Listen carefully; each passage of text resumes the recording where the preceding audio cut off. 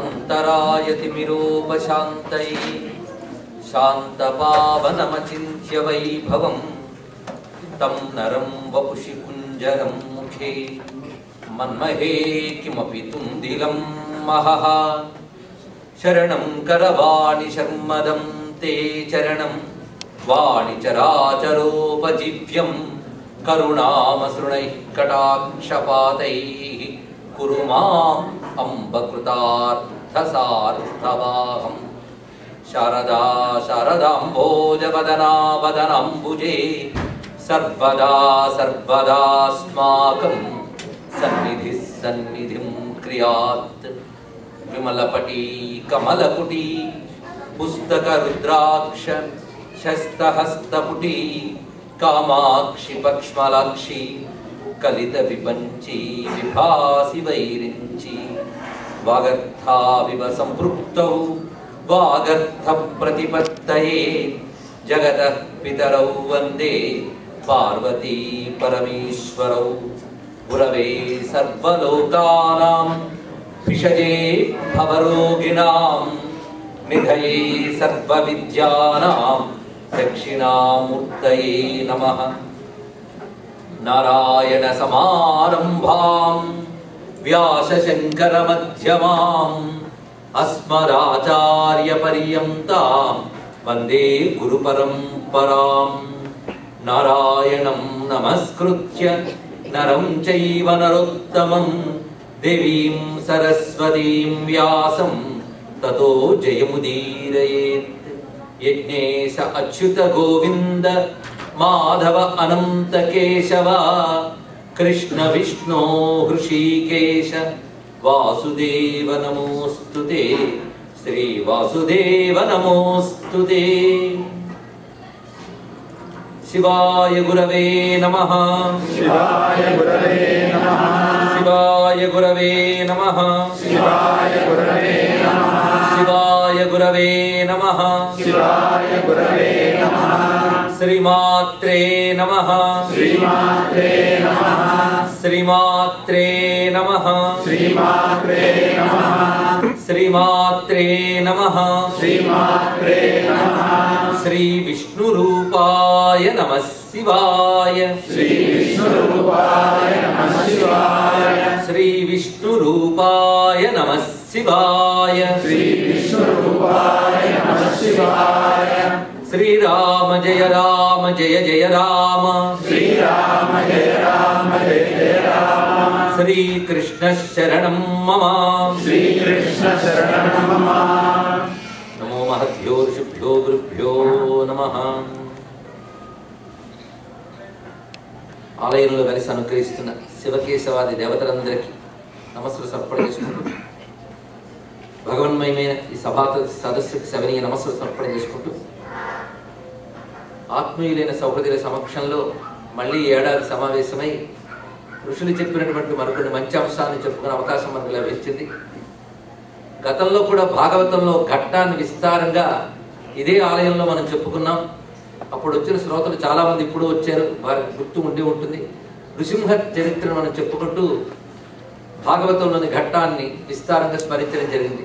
ఈసారి కూడా భాగవతంలో 3 ఘట్టాలు ఎంచుకున్నాం. ఎందుకంటే భాగవతం విరామం లేకుండా సూర్యోదయం నుంచి సూర్యాస్తమయం వరకు శ్రద్ధగా వింటే 7 రోజుల్లో వినగలిగాడు పరీక్షిత్ మహారాజు. అలాంటిది మనం 7 పూటల్లో భాగవతం చెప్పుకోవడం అనేది అంత సాధ్యమయ్యే అంశం కాదు. కానీ భాగవతంలో ఘట్టాలు మాత్రం ఎంపిక చేసుకుంటున్నాం. ఘట్టాలు అనగానే మనకి నదిలో స్నాన ఘట్టాలు గుర్తుకొస్తాయి. గంగా నదిలో స్నానం చేయాలని కాశీకి వెళితే గంగా నది ఒకటే కానీ స్నాన ఘట్టాల పేర్లు చాలా కనబడతాయి. ముఖ్యంగా అశ్వమేధ ఘట్టం, దశాశ్వమేధ ఘాట్ ఒకటి, కేదార్ ఘాట్, మణికర్ణికా ఘాట్ అంటారు. ఇక్కడ ఈ ఘాట్లకు పేర్లు ఉన్నాయి. కానీ ఏ ఘాట్లో దిగి వెళ్ళినా గంగలోనే స్నానం, అది తెలుసుకోవాల్సింది. అదేవిధంగా ఇక్కడ వామన చరిత్ర ఒక ఘట్టం, రేపు గజేంద్ర మోక్షం ఒక ఘట్టం, ఎల్లుండి మరొక ఘట్టం. ఏ ఘట్టంలో దిగినా భాగవత గంగలో స్నానం, ఇది తెలుసుకోవాల్సింది ఇక్కడ. అది భాగవతం గంగ. అయితే గంగలో ప్రవహించేది నీరు, భాగవతంలో ప్రవహించేది ఎవరంటే భగవంతుడు, మరొకటి కాదు. అందుకే భాగవతం అనే మాటే చాలా విశిష్టంగా మనకు కనబడుతూ ఉంటుంది. భాగవతం అంటే భగవంతునికి సంబంధించినది భాగవతం. ఇది ప్రధానంగా భాగవత శబ్దానికి వ్యుత్పత్తి. అయితే భగవంతునికి సంబంధించింది భాగవతం, భగవంతునికి చెందిన వారు భాగవతులు. నిజానికి మానవులేంటి, జీవులందరూ భగవంతునికి చెందిన వారే, కానీ అందరూ భాగవతులు కారే. జీవులందరూ భగవంతునికి చెందిన వారైనా భగవంతుడు నాకు చెందినవాడని ఎవరు అనుకుంటున్నారు అని భాగవతులు అంటారు. ఇది తెలుసుకోవాల్సినది. అందుకు భగవంతుడు నావాడు అనుకునే జీవుని భాగవతులు అంటున్నాం. అంటే వాళ్ళకి కనెక్టివిటీ, ఆ అనుబంధం భగవంతుడితో ఉంది కనుక వాళ్ళని భాగవతులు అంటున్నాం. కనుక ఇప్పుడు మనకు కూడా తెలిసింది, భగవంతుడికి సంబంధించింది భాగవతం, భగవంతుడికి సంబంధించిన వారు భాగవతులు. మొత్తానికి భాగవతం ఎలాంటిదంటే అసలు భగవంతుడి కథ భాగవతుడి కథ రెండు ఒక చోట కలుస్తాయి, దాని పేరు భాగవతం. అది భాగవతంలో ఏమున్నదయ్యా అంటే అటు భగవంతుడి కథ ఉన్నది, ఇటు భాగవతుడి కథ ఉన్నది. అయితే భాగవతుడి కథ ఏమిటి అంటే భాగవతులకి తమదంటూ కథ లేదు. భాగవతుల జీవితం అంతా భగవంతుడే, మరొకటి కాదు ఇక్కడ. అందుకు భాగవతుల చరిత్ర తెలిస్తే భగవంతుడే తెలుస్తాడు. అది దాని యొక్క వైశిష్ట్యం. అందుకే భాగవతుల పూజ పిమ్మట భగవంతుని పూజ అన్నారు ఇక్కడ. భాగవతులకు నమస్కరించుకోవాలి, తర్వాత భగవంతుడికి. ఎందుకంటే భగవంతుడి ఉనికి కానీ మహిమ కానీ ఎవరి ద్వారా తెలుస్తుందంటే భాగవతుల ద్వారా తెలుస్తుంది. లేకపోతే నామము రూపము లేని భగవంతుడు ఒక నామంతో ఒక రూపంతో కనబడుతున్నాడంటే భాగవతుల వల్లనే.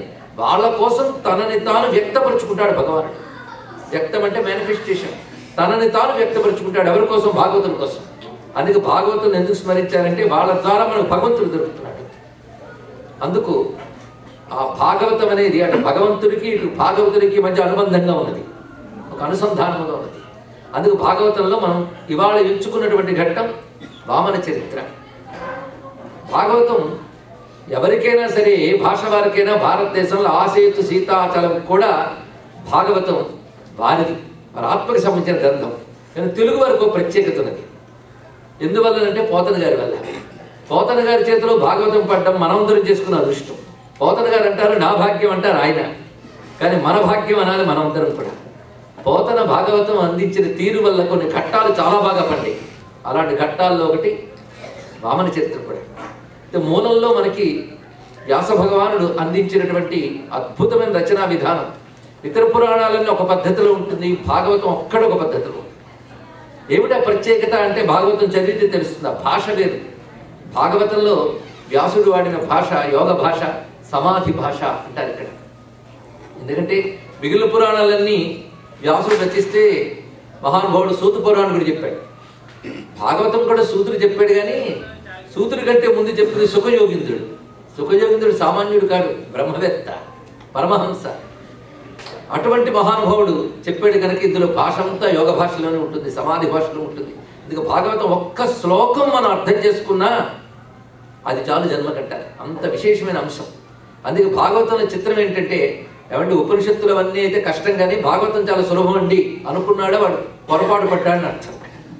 ఎందుకంటే భాగవతం అంత క్లిష్టమైన అంశం మరొకటి లేదుట.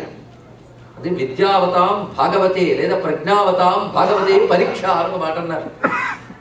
ఒకడు మేధావి ఉన్నాడంటే వాడు మేధాశక్తి ఏమిటి అనేది భాగవతం చెప్తే తెలిసిపోతుంది అన్నారు.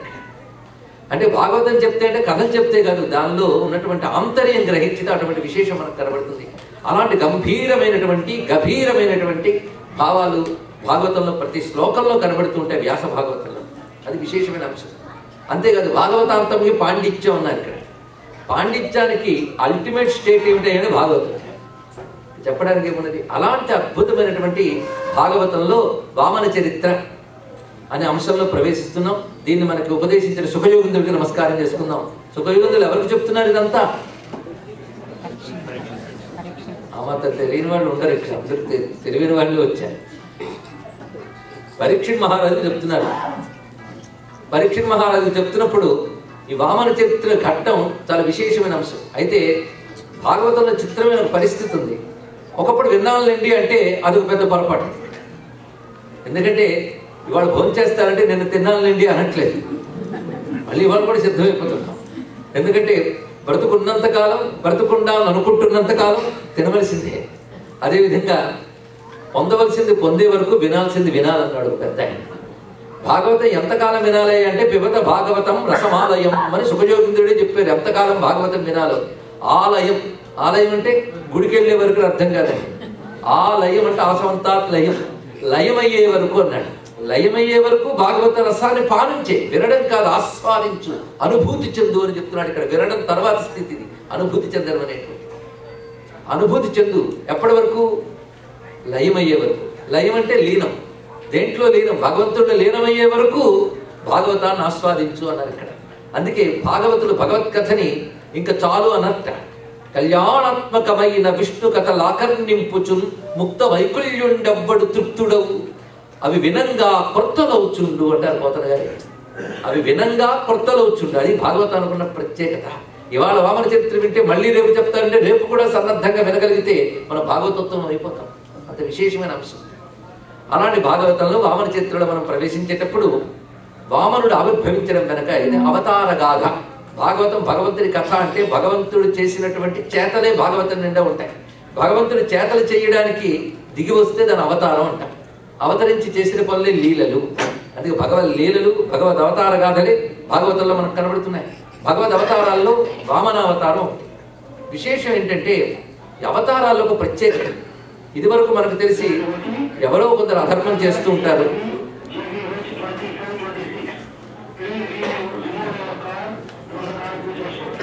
ఎవరో అధర్మం చేసి లోకానికి పీడ కలిగిస్తే, ధర్మం దెబ్బతింటే ధర్మాన్ని రక్షించడానికి భగవంతుడు దిగి వస్తాడో అది అవతారము. ఇంతవరకు సామాన్యంగా హిందూ మతం మీద అవగాహన ఉన్న వాళ్ళందరికీ తెలుస్తూ ఉంటుంది.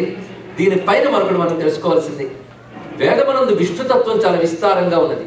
విష్ణు అంటే సర్వ జగత్ నిర్వాహకుడైన పరమాత్మ అంతే. ఆయన ఎక్కడున్నాడు అంటే పేరే ఉన్నది విష్ణువు, సర్వవ్యాపకుడై విశ్వాన్నంతటి నడిపిస్తున్న భగవంతుడు ఆయన. అలాంటి పరమాత్మ గురించి వేదములు చాలా చెప్పబడ్డాయి. సత్యములవి, సత్యములు అంటే 3 కాలాల్లో ఒకేలా ఉంటాయి. అలాంటి ఆ సత్యాన్ని పరమాత్మ ఒక అవతారంతో చూపిస్తాడు. అంటే ఇది వరకు తన గురించి చెప్పినటువంటి ఒక సత్యాన్ని ఒక అవతారంతో రుజువు చేస్తాడు భగవంతుడు. అలాగా వేదమునందు భగవంతుడికి సంబంధించి విష్ణు సూక్తములు కొన్ని ఉన్నాయి. ఆ విష్ణు సూక్తాల్లో ఇదం విష్ణుర్విచక్రమే త్రేధాని దదే పదం సమూఢమస్య భాగం శివే అని విష్ణు సూక్తం ఉంటుంది. ఇదం విష్ణుర్విచక్రమే త్రేధాని దదే పదం. ఆ విష్ణువు 3 విధములుగా అడుగులు వేసి వ్యాపించిపోయాడయ్యా విశ్వమంతా అని మంత్రానికి అర్థం. ఈ మంత్రం ఎప్పుడుంది? వామనుడు అవతరించక ముందు ఉంది మంత్రం. కానీ వామనుడు పుట్టేగా ఏం చేశాడు? త్రివిక్రముడై విజృంభించాడు. కానీ వామనుడు త్రివిక్రముడవడం అనేటువంటిది వేదాల్లోనే చెప్పారు. అంటే వామనుడి కంటే వేదం ఉంది. ఎందుకంటే వామనుడు బలి చేస్తున్న యజ్ఞము దగ్గరకు వచ్చేటప్పటికీ అనేక మంది వేద మంత్రములు చదువుతుంటే ఈయన వీళ్ళు చదివాడని చెప్పాడు. అంటే ఇదం విష్ణు విచక్రమే ఆయన ముందే ఉందన్నమాట. అంటే వామన అవతారం, త్రివిక్రమావతారం వేదాల్లోనే చెప్పబడింది. మరి అటువంటిప్పుడు మళ్ళీ ఆయన వచ్చిన తర్వాత అది చెప్పడంలో ఔచిత్యం ఏమిటి? ఇది ఆలోచించవలసిన అంశం. అంటే వామనుడు త్రివిక్రముడు అనేది ఎప్పుడు ఉండే సత్యమే, దాన్ని చూపించాడు బలిచక్రవర్తికి స్వామి అంతే. అంటే త్రివిక్రముడు అంటే కొత్తగా ఆయన వచ్చి 3 లోకాల్లో వ్యాపించిపోయాడు కథ చెప్పడం కాదు. ఆయన కొత్తగా వ్యాపించలేదు, కొత్తగా ఎప్పుడూ వ్యాపించే ఉన్నాడు. త్రివిక్రమ అది స్వామి యొక్క విశేషం. ఆ రహస్యాన్ని మనం తెలుసుకునే ప్రయత్నం చేద్దాం ఇవాళ. ఆ రహస్యాంశాలు గ్రహించాలని ప్రయత్నం. మొత్తానికి బలిచక్రవర్తి ప్రహ్లాదుడి మనుమడు, సామాన్యుడు కూడా భాగవతోత్తముడు. ఇది కూడా భాగవత కథే. భాగవతోత్తముడైన బలిచక్రవర్తి యొక్క కథ. ఈ బలిచక్రవర్తి విష్ణు భక్తుడు, ధార్మికుడు, అందులో సందేహమే లేదు. బలిచక్రవర్తి ప్రహ్లాదుని మనుమడు అన్నాం. ప్రహ్లాదుని పుత్రుడు విరోచనుడు. విరోచన అనే శబ్దానికి విశేషమైన రోచతే ఇది విరోచన అంటే విశేషముగా ప్రకాశించువాడు అని అర్థం. ఇక్కడ విరోచనుడి పుత్రుడు బలిచక్రవర్తి. ఈ బలిచక్రవర్తి కూడా చక్కగా రాజ్యపాలన చేస్తున్నాడు. కానీ సమస్తమైన తన యొక్క రాక్షసుల దైత్యుల యొక్క క్షేమం కోసం, వాళ్ళకు ఆనందం కలిగించడం కోసం దైత్య రాజుగా ఆయన ముల్లోకాల్ని ఆక్రమించదలచి ఒక యజ్ఞాన్ని చేశాడు. అది శుక్రాచార్యుని యొక్క ప్రాపు తీసుకుని, అంటే ఆయన యొక్క సహాయంతో ఆయన ఆధ్వర్యంలో ఒక అద్భుతమైన యజ్ఞాన్ని చేశాడు బలిచక్రవర్తి. దాని పేరు విశ్వజిత్ యాగం. పేరే తెలుస్తున్నది ఎందుకు చేశాడు? విశ్వజిత్, సమస్తమైన విశ్వాన్ని జయించాలని చేసినటువంటి యాగం. అందులో గురువు సహాయం, యజ్ఞము ఈ 2 కలిస్తే ఫలితం తప్పకుండా ఉంటుంది. అది విశ్వాన్ని జయించగలిగేటువంటి లక్షణం ఆయనకు వచ్చింది. దానితో మొత్తం భూమండలములే కాకుండా సమస్త లోకముల్ని సాధించుకుంటూ వస్తూ త్రిలోకాలికి అధిపతి అయినటువంటి ఇంద్రుడి మీదకి దాడికి వెళ్ళాడు. ఇంద్రుడు రాజధాని అయిన అమరావతికి వెళ్ళేటప్పటికల్లా అప్పుడు ఇంద్రుడు చేసిన పని ఏమిటంటే తన గురువుని ఆశ్రయించాడు, బృహస్పతిని. ఇప్పుడు బలిచక్రవర్తి ఇలా దాడికి వచ్చాడు సమస్తమైన దానవగణంతో. నా కర్తవ్యం ఏమిటి, ఇప్పుడు ఎదుర్కొని యుద్ధం చేయాలా, నా కర్తవ్యం ఏమిటి అంటే ఒక్కసారి ఆలోచన చేసి బృహస్పతి చెప్పాడు, ఇప్పుడు కాలం అతనికి అనుకూలంగా ఉంది కనుక, ఇప్పుడు నువ్వు యుద్ధం చేసినా జయించలేవు కనుక ఈ సమయంలో నువ్వు దేవతలు స్వర్గాన్ని ఖాళీ చేసి వెళ్ళిపోవడం చాలా మంచిది అని సలహా ఇచ్చాడు బృహస్పతి. దానికి తగ్గట్టుగా ఇంద్రాదులందరూ కూడా స్వర్గాన్ని విడిచిపెట్టి వెళ్ళి చెట్టుకు పుట్టకు పట్టుకుని తిరుగుతున్న దశలో దేవతల తల్లి అయినటువంటి అదితిదేవి తన భర్త అయిన కశ్యప ప్రజాపతి వద్దకు వచ్చి దుఃఖిస్తున్నది. కడుపు పొక్కు మాన్పి కావవయ్యా అని ఒక మాట అంటారు. కడుపు పొక్కు అందమైన తెలుగు మాట అండి. తెలుగు మాటను ఆస్వాదించగలిగే తెలుగు వాళ్ళు తగ్గిపోతున్న రోజుల్లో ఈ దేశానికి వచ్చి తెలుగు మాట చెప్పుకోవడం ఒక భాగ్యంగా నేను భావన చేస్తున్నాను. కడుపు పొక్కు మాన్పి కావవయ్యా అక్కడి మాట, కడుపు పొక్కు గొప్ప మాట చెప్పాడు. ఇక్కడ పుత్రులు బాధపడుతున్నారే అనే బాధ, అది కడుపు శోకం అండి. ఇక్కడ ఆ బాధతో ఉన్నటువంటి ఆమె తన భర్తను ఎప్పుడైతే అడిగిందో ఆ భర్త ఒక వ్రతాన్ని చెప్పాడు. అది సరిగ్గా పాల్గొన మాసం పాడ్యము నుంచి ద్వాదశి వరకు పయోవ్రతం అని ఒక వ్రతం ఉన్నది. అంటే క్షీరం మాత్రమే స్వీకరిస్తూ విష్ణువుని ఆరాధిస్తూ విష్ణు జపం చేస్తూ నియమపాలన చేయాలి. ఈ పయోవ్రతం చేస్తే సంతానం కలుగుతుంది అని కశ్యప ప్రజాపతి తెలియజేసిన వెంటనే అదితిదేవి ఆ వ్రతం చేసినది. ఆ వ్రతము నిష్ఠగా చేయగానే ఆమెకు ధ్యానమునందు వ్రత పూర్తి సమయంలో నారాయణ దర్శనమైంది. చతుర్భుజాలతో శంఖచక్ర గదాపద్మములతో స్వామి సాక్షాత్కరించాడు. అప్పుడు ఆ తల్లి, నాకు కలిగినటువంటి బాధ ఇది, ఇంద్రాది దేవతలందరూ కూడా బాధపడుతూ ఉన్నారు, వారి యొక్క నెలవులు తప్పే పదవులు తప్పే దుఃఖితులై ఉన్నారు, అనుగ్రహించవయ్యా, దేవతల్ని కాపాడు అని ప్రార్థిస్తే, నీకు కడుపు శోకం పోగొట్టాలంటే నేను నీ కడుపును పడాలన్నట్టు స్వామి ఎంత గొప్ప మాట చెప్పాడు చూడండి. అందుకు నేను నీకు పుత్రుణ్ణి పుడతాను అని స్వామి వరాన్ని ఇచ్చాడు. ఆ విధంగా ఆమె గర్భంలో ప్రవేశించింది స్వామి యొక్క తేజస్సు. సరిగ్గా అతను ఉదయించినప్పుడు ఎలా ఉదయించాడంటే ఇక్కడ ఉద్భవిస్తున్నాడు వామనుడు. వామను యొక్క పుట్టుక చాలా విశేషముగా వర్ణించబడుతున్నది. ఎందుకంటే ఇది ఒక సద్యోగర్భముగానే వచ్చింది. పుడుతూ నెమ్మదిగా పెరగడం కాదట, పుట్టిన వెంటనే ఉపనయన సమవయస్కుడై అన్నారు. ఇక్కడ ఉపనయనానికి తగిన వయస్సు అంటే ఏమిటి, పెళ్లికి ముందు కాదు. ఉపనయన సమవయస్కు అంటే అది కాదు. ఇక్కడ ఉపనయనానికి తగ్గ వయస్సు అంటే కొందరు 7 ఏళ్ళు అంటూ ఉంటారు, కొందరు కాదంటే 8 ఏళ్ళు అని, కొంతమంది ఏమంటే 7 ఏళ్ళకి 8 ఏళ్ళకి చేయలేదు తర్వాత చేయాలంటే బేసి వయస్సా సరి సంఖ్య అండి. బేసి సరి ఎక్కడొచ్చేది తెలియదు అసలు. 7 ఏళ్ళకి చెయ్యనందుకే బాధపడాలి, తర్వాత వీలైనంత తొందరగా చేయాలి. ఇవన్నీ నియమాలు అన్నమాట ఉపనయనానికి. అసలు పిల్లవాడికి ప్రజ్ఞ నిలబడే వయస్సులోనే చేయాలి. శంకర భగవత్పాదుల వరకు 3 ఏళ్లకు ఉపనయనం చేయాలనుకున్నారు. వాళ్ళ నాన్నగారు వెళ్ళిపోవడంతో ఆ సమయంలో ఆగారు. మళ్ళీ 5వ ఏట చేశారు. మరి 7 ఏళ్ళకే చేయాలని నియమం అక్కడ వర్తించలేదే. పిల్లవాడు ప్రజ్ఞాస్థాయి బాగుంటే 3 ఏళ్ళకి 5 ఏళ్ళకి కూడా చేయొచ్చు. వాళ్ళు 2-3 ఏళ్ళకి మరి ఎల్కేజీ యూకేజీకి పంపించట్లే, చేయవచ్చు ప్రజ్ఞ బాగుంటే. అది విశేషమైన అంశం ఇక్కడ. తర్వాత 7 ఏళ్ళ తర్వాత చేస్తే ఆలస్యం అవుతున్న కొద్దీ తల్లిదండ్రులకు దోషం వస్తుంది. సంస్కారాలు పిల్లలకు అందించడంలో తల్లిదండ్రులు ఆలస్యం చేస్తే పాపం తల్లిదండ్రులది అన్నారు. 14 ఏళ్ళకి కూడా చెయ్యకపోతే గాయత్రి ఆ కుటుంబాన్ని విడిచిపెడుతుందని చెప్తారు. ఇప్పుడు అవన్నీ చెప్తే చాలా కోపాలు వస్తాయి. శాస్త్రం నువ్వు చెప్పుకోవాలి. మొత్తానికి ఉపనయన సమవయస్సు కూడా అయ్యాడు. వటు అంటే అంత బాగుంటుందండి. ఇక్కడ ఆ వటు రూపంలో ఆయన అక్కడ ఆ వయస్సులో ఉన్నట్ట. పుట్టిన సమయం ఏమిటి అంటే రవి మధ్యాహ్నమునంచరింప గ్రహ తారాబద్ధ చంద్రస్థితిన్ శ్రవణ ద్వాదశి నాడు శ్రవణన విధ చండాత లగ్నంబునన్ భువనాధీశుడు పుట్టే వామనగతిన్ పుణ్యవ్రతోపేతకున్ దివిజాధీశ్వరు మాతకున్ పరమ పాతివ్రత్య విఖ్యాతకున్. స్వామి ఆవిర్భవించిన సమయం రవి మధ్యాహ్నమునంజరింప శ్రవణ అభిజిత్ సంజ్ఞాత లగ్నంబునన్. మధ్యాహ్న కాలంలో అభిజిత్ లగ్నం. అభిజిత్ లగ్నంలో ఎవడు పుట్టినా విజయం సాధించి తీరుతాడు. అంత విశేషమైన అంశం చూడండి ఇక్కడ. పైగా శ్రవణ ద్వాదశి నాడు, శ్రవణ ద్వాదశి అంటే శ్రవణ నక్షత్రంతో కూడిన ద్వాదశి. ఇది సరిగ్గా భాద్రపద శుద్ధ ద్వాదశి అవుతుందండి. అప్పుడు శ్రవణ నక్షత్రం వస్తుంది. అందుకే భాద్రపద శుద్ధ ద్వాదశి నాడు శ్రవణ నక్షత్రం కూడిన ద్వాదశి నాడు స్వామివారు ఆవిర్భవించారు. ఆవిర్భవించిన తర్వాత ఉపనయన సమవయస్కుంటారు. నిజానికి వామనావతారాన్ని తలంచుకుంటే గొప్ప ఆనందం ఎందుకు కలుగుతుందంటే పుట్టిన దగ్గర నుంచి ఎందుకు పుట్టాడో ఆ పని చేయడం కోసం పనిచేశాడు ఆయన. కొంచెం విశ్రాంతి కూడా తీసుకోలేదు. అందుకే అవతారం చాలా విశేషం. అంటే పని అనుకున్న చక్కగా జరగాలంటే వామనావతార చరిత్ర చదివితే చాలా మంచిది అంటాడు సుఖయోగుడు. ఒక్కొక్క ఘట్టానికి ఒక్కొక్క ఫలశ్రుతి ఉందండి. ఫలశ్రుతి ముందు చెప్పుకుంటే చాలా బాగుంటుంది. చివరికి చెప్పామనుకోండి, అదైతే ముందే తెలుసుండి ఇంకా శ్రద్ధగా వినేవాళ్ళం కదండి అంటారు. ఎందుకంటే ఒక్కొక్క ఘట్టానికి ఒక్కొక్క ఫలం ఉంది, అందులో సందేహం లేదు. అయితే ఈ ఫలం ఎవరికి? పరీక్షిత్తుగా శుభయోగితుడిగా? పెద్ద ప్రశ్న ఇది. కానీ వింటే వాళ్ళు చాలా అద్భుతమైనటువంటి ఆయురారోగ్య ఐశ్వర్యాలు పొందుతాడు అని శుభయోగిందుడు చెప్పాడు. తర్వాత మరొక మాట చెప్తాడు, దేవకర్మలు పితృకర్మలు చేసేటప్పుడు వామనావతారాన్ని కానీ విన్నా స్మరించినా అవి పరిపూర్ణములైపోతాయి, వాటిలో తెలిసి తెలియక చేసే లోపాలు పోతాయి. అది వామన చరిత్ర ఫలితం. ఇలా ఒక్కొక్క ఘట్టానికి ఒక్కొక్క ఫలం ఉందండి, విశేషమైన అంశం. ఆ ఫలాలు నేడు పొందవచ్చు. అందుకే భయంకరమైనటువంటి గ్రహదోషాలు ఉన్నప్పుడు భాగవత పారాయణ చేస్తే గ్రహదోషాలు తొలగుతాయి. ఎందుకంటే ఒక్కొక్క అవతారంలో ఒక్కొక్క నక్షత్ర విశేషం గ్రహదోషాలు పోగొట్టగలిగే విశేషాలు ఉన్నాయి. ఏమి కూర్పో చూడండి, మన ఋషులు అందుకే గొప్పవాళ్ళు. అలా దీనికి కూడా ఫలశ్రుతి చెప్పారు ఇక్కడ, విశేషమైన అంశం. అయితే ఈ ఫలశ్రుతి ఎవరి కోసం? ఇది ప్రశ్న. శుభయోగిందుడిగా, పరీక్షిత్ మహారాజుగా. మోక్షం వస్తే చాలని సిద్ధపడి కూర్చున్న వాడికి ఇలా చేస్తే పిల్లలు పుడతారు, ఉద్యోగంలో ప్రమోషన్ వస్తుంది. ఎందుకంటే పరీక్షిత్ గారి, ఎందుకంటే ఆయన కూర్చున్నదే ఎలా తరిస్తాను, పరమాత్మ ఎలా చేరుతానని. కనుక పరీక్షిత్తుకు అవసరం లేదు, తెలిసిపోయింది. సుఖయుగంధులకు కావాలా? ఆయన అన్ని విడిచిపెట్టేటువంటి బ్రహ్మజ్ఞాని ఆయనకి అక్కర్లేదు. మరి ఫలశ్రుతి ఎవరికి? మన కోసం. ఎందుకంటే నేను నీతో చెప్పుకుంటే నీతో ఆగదు, ఇది ప్రపంచంలోకి వెళ్ళాలనే వ్యాసుడి యొక్క ఉద్దేశం, దీని ఫలితం ఇది. అందుకే లౌకికమైన దృష్టి కలిగిన వారికి లౌకిక భక్తి ఇస్తుంది. క్రమంగా వాళ్ళ చిత్తాన్ని శుద్ధం చేసి వారికి అన్నిటికంటే గొప్పదేమిటో తెలుసుకునేలా చేసి మోక్షానికి అవసరమైన జ్ఞానం కూడా భాగవతం ఇస్తుంది అయ్యా.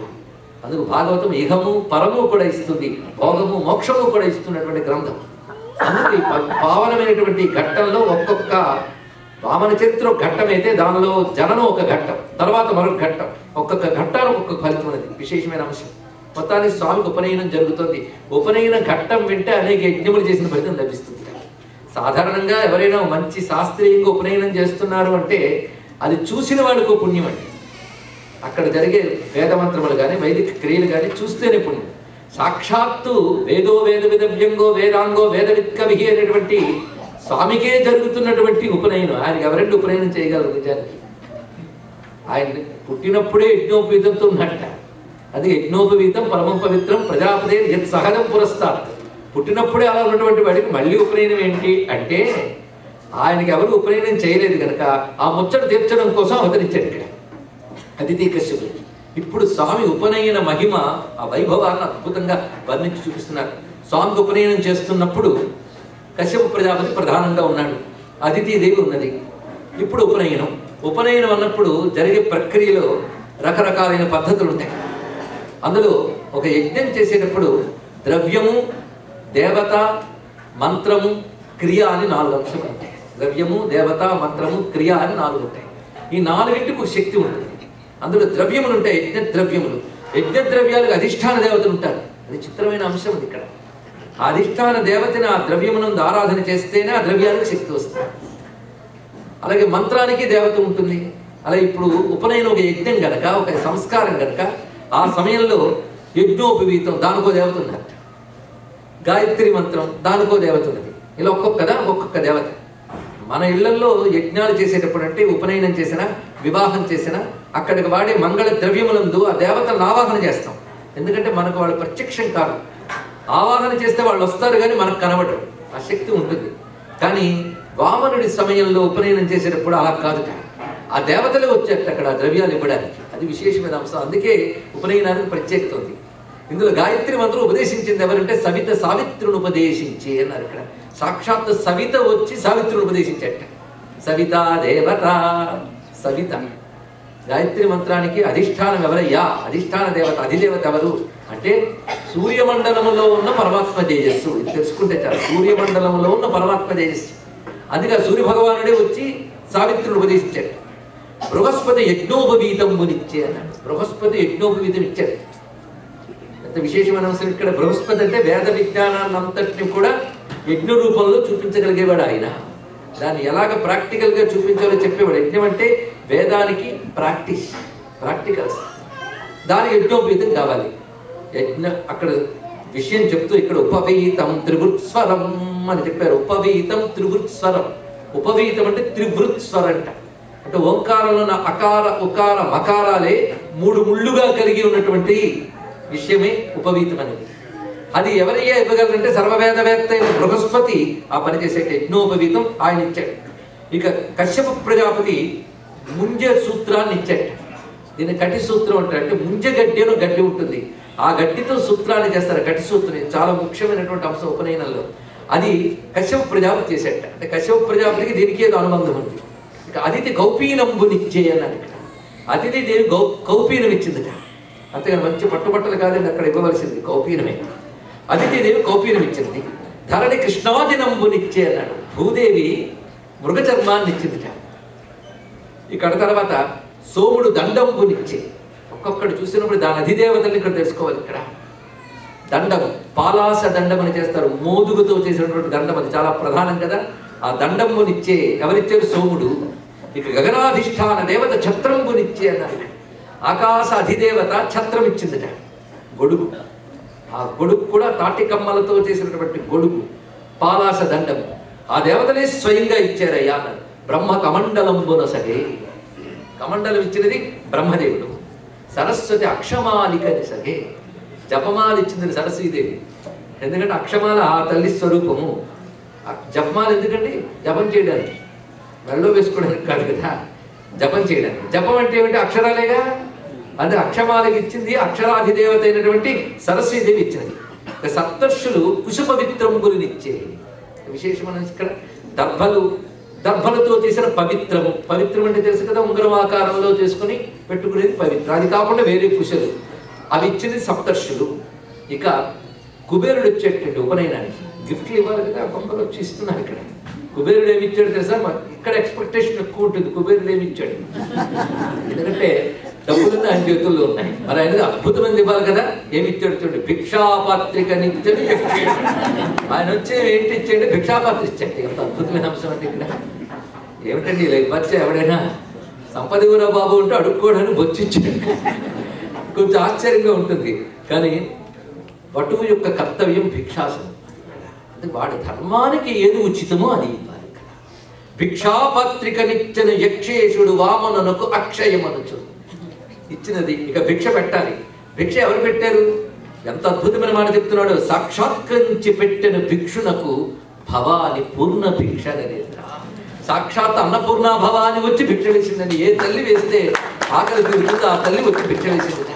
అంత అద్భుతంగా ఉపనయనం పూర్తయింది. ఇక్కడ ఉపనయనం పూర్తవగానే అగ్నికార్యం చేసేట్టు మహానుభావుడు. చాలా ప్రధానస్తున్నాడు. అప్పుడు ప్రారంభిస్తారు, తర్వాత కొనసాగిస్తారు. ఇప్పుడు అప్పటికప్పుడే పూర్తి అగ్నికార్యం చేసేట. అగ్నికార్యం చేసినప్పుడు ఎలాంటి వారితో చేసేట? బ్రహ్మర్షులతో కలిసి చేసేట. సామాన్యం కాదండి. అక్కడ వశిష్ఠ, మరీచ, అంగిర, పులస్త్యాది బ్రహ్మర్షులతో కలిసి, అందరూ విష్ణువుతో కలిసి యజ్ఞం చేయటువంటి అంతకంటే భాగ్యం ఉందండి. వాళ్ళందరూ ఆనందంగా ఆ వటువుతో పాటు పూర్తి చేసిన యజ్ఞం చేసిన తర్వాత బయలుదేరేట. ఎందుకంటే యజన, యాజన, అధ్యయన, అధ్యాపన, దాన ప్రతిగ్రహణలు బ్రాహ్మణి కర్తవ్యాలు గనక దానానికి బయలుదేరాడు. ఆ బయలుదేరుతున్నప్పుడు ఎలా వెళ్తున్నాడు స్వామి ఇక్కడ వర్ణిస్తున్నారు. ఇక్కడ తిన్నగా ఎక్కడికి వెళ్ళాలో నిర్ణయించుకున్నట్ట. ముందే ఎంపిక చేసుకున్నాడు. నర్మదా నదీ తీరంలో అప్పుడు ఒక యజ్ఞాన్ని చేస్తున్నాడు మహానుభావుడు బలిచక్రవర్తి. ఆయన పని యజ్ఞాన్ని చేయడం, ఆ యజ్ఞం చేస్తున్నాడు నర్మదా నదీ తీరంలో. అక్కడికి బయలుదేరుతున్నాడు. బయలుదేరుతున్నప్పుడు వెనకాలేమో అందరూ బ్రహ్మవేత్తలు వస్తున్నారు. ఈయన ముందు నడుస్తున్నాడు. ఆ దృశ్యమే చూడటానికి చాలా బాగుంది. మనసులో భావిస్తే చాలండి. అసలు లక్ష్మీపతి భిక్షకు వెళ్ళడం కంటే ఆశ్చర్యకరమైన అంశం ఉంది. ఇంకోటి ఏముందండి, లక్ష్మీపతి అంటే పేదరికముతో అన్నారు. ఇక్కడ లక్ష్మీపతి ఎలా బయలుదేరంటే పేదరికముతో బయలుదేరంటే. ఇక్కడ ఆ బయలుదేరుతున్నప్పుడు ఎప్పుడైనా ఆశ్చర్యకరమైన విషయాన్ని చూస్తే హరిహరి అనుకుంటాం. ఇప్పుడు హరిని చూసి హరిహరి అనుకోవాల్సిన పరిస్థితి. హరిహరి సిరియురమున గల హరి హరిహరి కొరకు ధనుజును అడుగంజరియన్ పరహిత రతమతీతులకు దొరలకు అడుగుటలు నొడలి తొడగులు పుడలి. ఇలాంటి పద్యాలు నోరాడ చదివితే ఎక్సర్సైజ్ ఏముంటాయండి? నోరార పిల్లలకి చదివించండి, అప్పుడు ఆనందించండి. ఇప్పుడు ఇంతమంది ఎలా చప్పట్లు కొట్టారు, మీ పిల్లల చేత అంత స్పందిస్తారు. పద్యాల్లో గొప్పతనం. హరిహరి సిరియురమున గల హరి, సిరియురమున గల హరి, అన్ని తెలుగు పదాలే. సిరి లక్ష్మీదేవి, ఉరమున గల హరి, వక్షస్థలంలో ఉన్న విష్ణువు బయలుదేరాడు. ఎవరి కోసం అడిగాడు? పోనీ తన కోసం ఏదైనా అడుక్కుంటున్నా అంటే హరిహయు కొరకు. హరిహయుడు అంటే ఇంద్రుడు. హరిహయు కొరకు ధనుజనుడు గంజరియన్. ఇంద్రుడు కోసం రాక్షసుని అడుక్కోవడానికి వెళ్తున్నాడు. ఏమైనప్పటికీ ఎందుకయ్యా ఆ పని చేస్తున్నాడు? ఇంద్రుడికి ఫేవర్ చేద్దామా? కాదు, ముల్లోకాలి క్షేమం కలిగించడం దాని వెనకాలుంది. అందుకు ప్రపంచానికి హితం కలిగించాలని చెప్పి బయలుదేరాడు. అసలు నిజానికి అడుక్కోవడం ఎప్పుడు అలంకారం కాదండి, సిగ్గు ఉన్న గౌరవం పోతుంది. కానీ ఈ అడుక్కోవడం బాగుందిట. ఎందుకంటే లోకక్షేమం కోసం ఎలాంటి పని చేసినా అది అలంకారమే అన్నారు. ఎంత అందమైన మాట ఇక్కడ. అదే పర్ర గిత్త రతి మతి యుద్ధులకు, పర్ర గిత్త రత మతి యుద్ధులకు. ఎంత అందమైన మాట. పర్ర గిత్త రత మతి యుద్ధులకు. పరహితాన్ని కోరేటువంటి బుద్ధి కలవారికి అడుగుటలు వడలి తొడవులు. తొడవులు అంటే అలంకారాలు, అన్ని తెలుగు మాటలే. అడుగుటలు నొడలి తొడవులు పొడవిన్నాయి. అందుకే లోకక్షేమం కోసం అడగడం కూడా అలంకారంగానే ఉందయ్యా స్వామికి అన్నారు. ఆ వెళుతూ ఉన్నప్పుడు స్వామి వస్తూ ఉంటే మామూలు అంటే యజ్ఞవేదిక అంటే ఏదో చిన్న గదిలో హోమగుండం పెట్టడం కాదు. ఇక్కడ ఆ యజ్ఞం చేసేటప్పుడు ఆ సత్రయాగం అనేక మంది మహాత్ములు వచ్చి ఉన్నారు. అక్కడ చాలా విస్తరించి ఉంది యజ్ఞవేదికలన్నీ. అక్కడ అనేక మంది పండితులు, శాస్త్రవేత్తలు అన్నీ ఉన్నారు. అద్భుతమైనటువంటి మండపాలు, యజ్ఞ మండపాలు నిర్మాణం చేయబడి ఉన్నాయి. అనేక అగ్నిహోత్రములు ఉన్నాయి. అనేక మంది ఋషులు లాంటి వాళ్ళు కూర్చున్నారు అక్కడ. బ్రహ్మకల్పులు సామాన్యం కాదు. అనేక మంది మహర్షులు కూర్చున్నారు, వేదవేత్తలు కూర్చున్నారు. యజ్ఞము నిర్వహించగలిగేటువంటి హోత, ఋత్విక్కు, అధ్వర్యుడు, బ్రహ్మ అని యజ్ఞములో చెప్పబడే మహానుభావులందరూ ఉన్నారు అక్కడ. వాళ్ళు చూస్తున్నారు పిల్లాడు వస్తుంటే. ఒక్కొక్కరు ఎవరు తలలు పండిన వాళ్ళు. కానీ పిల్లవాడి నుంచి తేజస్సు చూసి వాళ్ళు ఆశ్చర్యపోయారు. ఇక్కడ సామాన్యుడు కాడు వస్తున్నవాడు. శంభుండో హరియో పయోజ భగుడో చండాంసుడో వన్నియో. ఏమిటి ఆ తేజస్సు చూస్తుంటే? వస్తున్నవాడు శివుడా, లేక విష్ణువా, లేక సూర్యుడా? ఎవరితడు? వన్నియో, సాక్షాత్ అగ్నిదేవుడే కదిలి వస్తున్నాడా? దంభాకారత వచ్చేగాక ధరణ్ ధాత్రీసురుండెవ్వడి శుంభద్యోతనుడు. చూస్తుంటే దాచుకున్నా దాగని విధంగా తేజస్సు ప్రకటింపబడుతున్నదే. ఎవడి ధాత్రీసురుడు? ఎవడి భూసురుడు? ద్యోతనుడు, అద్భుతమైన ప్రకాశముతో వస్తున్నటువంటి వాడు ఇతడు. పైగా మనోజ్ఞతనుడు. శుంభద్యోతనుడి మనోజ్ఞతనుడు అంచున్ విస్మయ భ్రాంతులై సంభాషించిరి బ్రహ్మచారి గని తత్సభ్యుల్ రహస్యంబున. తత్సభ్యుల్ చూసారా? సభ్యులు, చక్కటి మాట. సభ్యులు అనే మాట బాగా తెలుసు కదా, ఇప్పటికీ వాడుతూ ఉంటారు. మనకి నాస్తిక సభ చేసిన సభ్యులనే అంటారు. కానీ వాడు సభ్యులు అనకూడదు నిజానికి. కొంతమంది అయితే సభ్యులు సభ్యులు అని అందరూ అంటారు కదా, వెరైటీగా అంటారని సభికులు అని అంటూ ఉంటారు. అని సభికులు అంటే జోదరుడు అని అర్థం. సభ్యులు వేరు, సభికులు వేరు.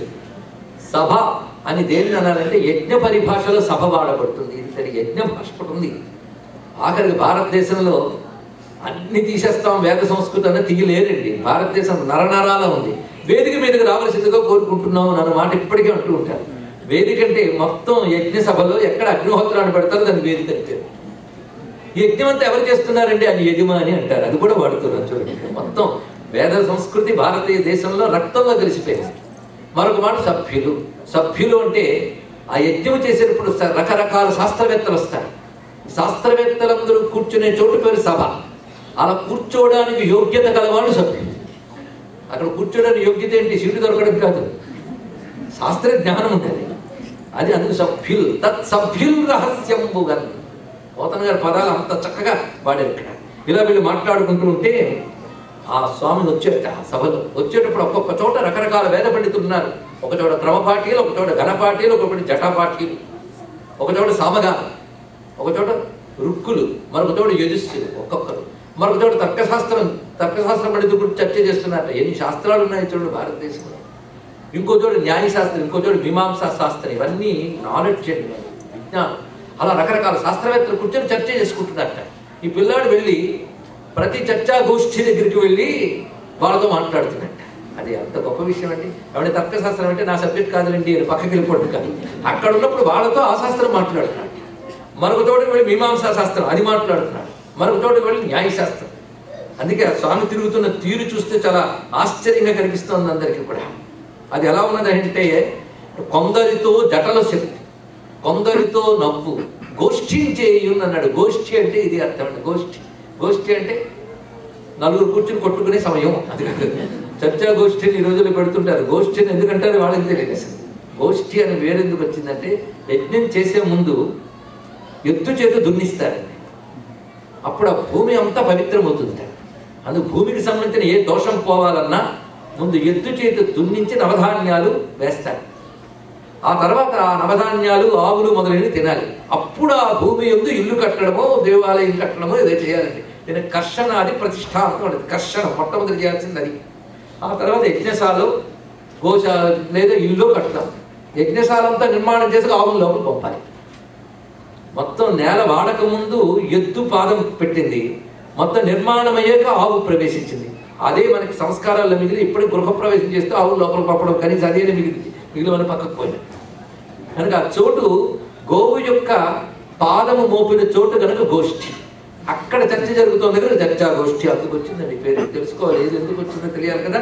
అందుకే వాళ్ళతో కూర్చుని స్వామి కొందరితో నవ్వు, కొందరితో జటల చెప్పు, ఇలా రకరకాల తర్కాలు చేస్తూ వస్తున్నట్ట.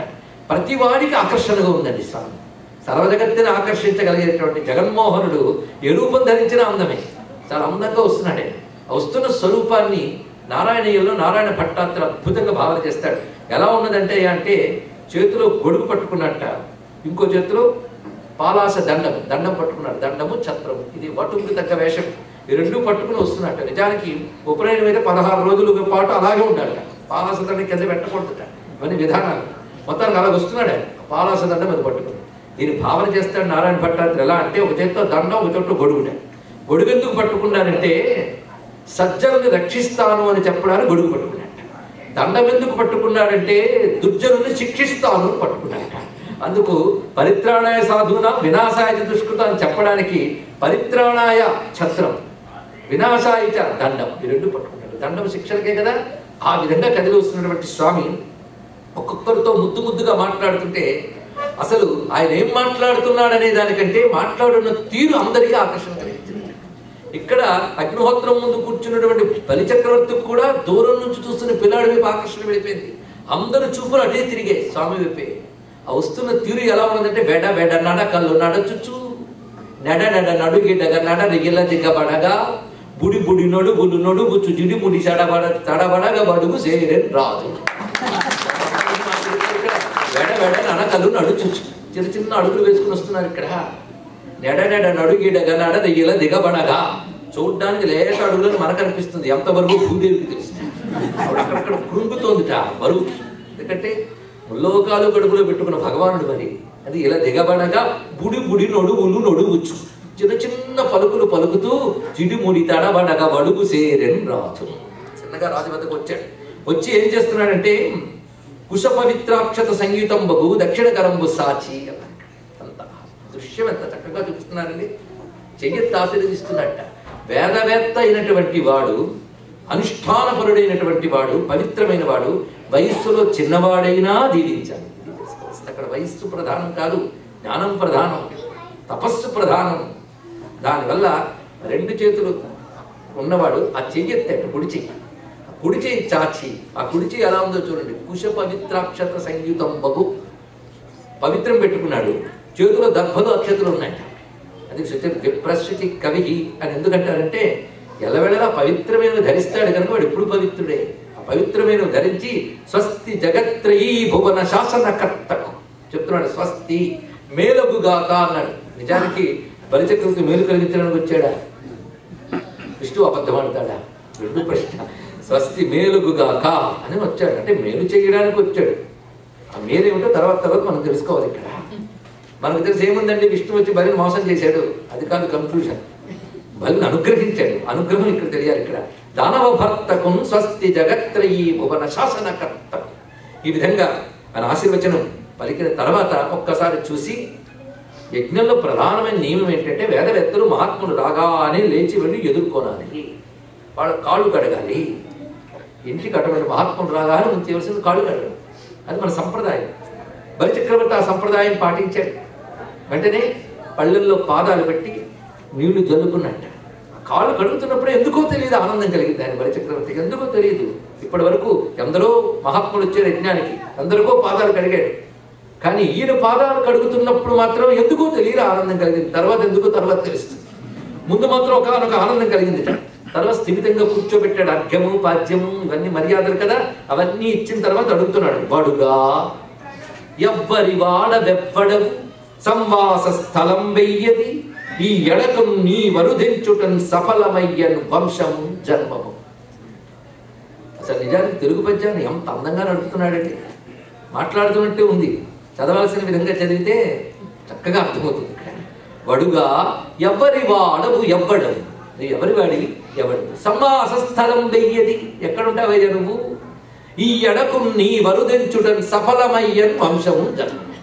నువ్వు ఇక్కడికి రావడం వల్ల నా జన్మ ధన్యమైపోయింది, నా వంశం పవిత్రమైంది. ఎందుకంటే మహాత్ములు అడుగు పెడితే వారి పూర్వతరాలు తరించిపోతాయి. కడు ధన్యాత్ముడనైతి ఈ మఖము యోగ్యం వయ్యే, నా యజ్ఞం ఇవాళ సఫలమైంది, నేను ధన్యునయ్యాను. నా కోరికలు కడతేరన్, నా కోరికలన్నీ తీరిపోయి. ఆ కడతేరనే మాటలో చమత్కారం చూపించాడు. కడతేరని సుహృతంబులయ్య శిఖులు, ఈ మాట చాలా విశేషమైనది. సంప్రదాయం తెలిస్తే కానీ నేను పద్యాలు రాయలేదు. సుహృతంబులయ్య శిఖులు, శిఖులు అంటే జ్వాలలు, అగ్ని జ్వాలలు. ఇక్కడ మేము అనేక కుండములను అగ్ని రగిల్చాం, అగ్ని జ్వాలలన్నీ కూడా పవిత్రములైపోయాయి నీ రాక చేత. కళ్యాణ వికాలము, ఇప్పుడు అందరికీ శుభము నువ్వు రావడం వల్ల అని కూర్చోబెట్టి నీకేం కావాలో చెప్పు. వరచేలంబులో మాడలో ఫలములో వన్యంబులో గోగులో హరులో రత్నములో రథంబులో విమృష్టాన్నంబులో కన్యలో కరులో కాంచనమో నికేతనములో గ్రామంబులో భూములో ధరణీఖండము కాక ఏమడిగదో ధాత్రీ సురేంద్రోత్తమ. అంత లిస్ట్ చెప్పాడు ఇక్కడ. ఏం కావాలో కోరుకో. వారి చేలంబులో మాడలో వస్త్రాలు కావాలా, బంగారాలు కావాలా, మేడలు కావాలా, పొలాలు కావాలా, ఊళ్ళు కావాలా, గుర్రాలు కావాలా, ఏనుగులు కావాలా, ఇన్ని అడిగాడు. నిజానికి కన్ఫ్యూజన్ రాదే ఏది ఎంచుకోవాలా అని. పైగా ఇందులో ఏదో ఒకటి ఎంచుకోవాలి లేదు, అన్ని అడిగిన ఇస్తాడు మహానుభావుడు. కానీ ఇలా అడిగిన తర్వాత ఈ మహానుభావుడు కోరుకోవాలి. అందుకే భాగవత కథలు కానీ పురాణ కథలు కానీ విష్ణు చెప్పిన కథలు కానీ చాలా ఏకాగ్రంగా వింటే మన బ్రతుకు కావాల్సినవన్నీ దొరుకుతాయండి. ఇక్కడ మానవుడి జీవితానికి సంతోషం కావాలని అందరూ అనుకుంటారు, కానీ సంతోషం దేని వల్ల వస్తుందో చెప్తున్నాడు ఇక్కడ. ఎందుకంటే ఆ సంతృప్తి లేకపోవడం వల్లనే ఆధునిక జీవితాల్లో అడుగడుగున అశాంతి మరొకటి ఏమీ లేదు. సంతృప్తి లేకపోవడం ఇది ఒకటి వచ్చింది. ఏదో ఏదో ఎందుకు పెరుగుతున్నో వాడికి తెలియదు, ఏదో అసంతృప్తి. దానికోసం పూజలు పురస్కారాలు యజ్ఞాలు, అవి ఆధ్యాత్మికతలు భ్రాంతి అనమాట. ఎందుకంటే అది వాడుకుంటున్నాం మనం సంతోషం కోసం, కానీ ఆధ్యాత్మికత కాదండి. అవన్నీ కలిపి కొట్టి భక్తి ఆధ్యాత్మిక టైటిల్ పెట్టేస్తాం, అది వచ్చింది మరి ఇక్కడ. వాస్తు ఆధ్యాత్మికతే, అది జ్యోతిషం ఆధ్యాత్మికతే, గ్రహశాంతుల కోసం చేసే పూజలు ఆధ్యాత్మికతే. ఇదేమిటండి బాధ? అన్నిటికీ దీన్ని తగిలించడం ఏంటో అర్థం కాదు ఇక్కడ. అందుకు ఆ సంతృప్తి లేకపోవడం వల్ల వచ్చేటువంటి బాధలన్నీ ఇక్కడ అర్థం చేసుకోవాలి. అందుకే ఈ చర్చ చాలా గొప్ప విషయం. ఇక్కడ ఈయన అడిగినవి నువ్వెవరివి, ఎక్కడి నుంచి వచ్చో ఏమిటని అడిగాడు, ఏం కావాలని అడిగాడు, ఏమి ఆఫర్ చేయగలవు నువ్వు అంటే మొత్తం చెప్పాడు. ఇక్కడ అయిపోయింది సమాధానం. ముందు నువ్వెవరివి అని అడిగినప్పుడు చెప్పాలిగా. నిజం చెప్తే పని అడగదు, సత్యనారాయణుడి కనుక అసత్యం చెప్పడు. చాలా చక్కగా మాట్లాడుతున్నాడు ఇక్కడ. ఎవ్వని ఇది నాకు నెలవని ఏ రీతి పలుకుదు. మొదటగా చెప్పాడు ఎక్కడుంటున్నావు అని అడిగాడు. ఇక్కడ ఈ పద్యంలో ఎన్ని అద్భుతాలు చూపిస్తున్నాడో చూడండి పోతన గారు. ఇది నాకు నెలవని ఏ రీతి పలుకుదు, ఒక చోటనక నిండి ఉండనెత్తు. ఇది నిజానికి అబద్ధము చెప్పలేదు, నిజం చెప్పాడు గట్టిగా అనుభవం. ఆలోచిస్తే అర్థమవుతుంది ఇక్కడ. ఇది నాకు నెలవని ఏ రీతి పలుకుదు, ఒక చోటనక నిండి ఉండనెత్తు. ఆయన ఎక్కడ దాచలేదండి, ఉన్న విషయం చక్కగా చెప్పాడు. జాగ్రత్తగా వినాలంతే. నువ్వు ఎక్కడ ఉంటున్నావు అని అడిగేవి కదా, ఇక్కడ ఉంటాను అని చెప్పడానికి ఏముందయ్యా, ఎక్కడైనా నిండిపోయి ఉంటానన్నాడు. ఇక్కడ నిండిపోయి ఉంటానంటే ఎక్కడెక్కడ తృప్తిగా ఉంటాను అని చెప్పడం ఒకటి. నిండిపోయి ఉంటానంటే వ్యాపించి ఉంటాను, సర్వత్రా వ్యాపించి ఉంటాను. ఈ చోటే నేముంది సర్వవ్యాపకుడను, ఇది ఒక భావం. అంతే కదా. బ్రహ్మచారి ధర్మం ఒకటి ఉంది. బ్రహ్మచారి అంటే చదువుకునేవాడు అని అర్థం. ప్రధానంగా చదువుకునేవాడికి ఈ చోటే అని లేదుట. ఎక్కడ గొప్ప గొప్ప శాస్త్రము నేర్చుకుంటున్నామో ఆ గురువుల దగ్గరికి నేర్చుకోవాలి. దేశాటనం కూడా విద్యలో ఒక భాగం. అందుకు ఒక చోటనక, నేను విద్య నేర్చుకోవడానికి ఒక చోట లేదు, ఎక్కడికే అక్కడ తిరుగుతాను. బయటకు అలా ధ్వనిస్తుంది, లోపల మరొకటి. దీన్ని ధ్వని అంటారు. బయటకి ఏం వినపడుతుంది, నేను చదువుకోవడానికి ఈ చోటు ఆ చోట లేదా, ఎక్కడికైనా వెళ్తానని అక్కడ ఎక్కడైనా ఉంటానని విష్ణు ధర్మం. అందుకే ఇక్కడ బ్రహ్మచారి ధర్మం విష్ణు ధర్మం రెండు ఒకే మాటలో చూస్తున్నాడు. ఈ నడవడిగని ఎట్లు ఒక్కాడింతు పూని ముప్పోకల పోవని ఎత్తు.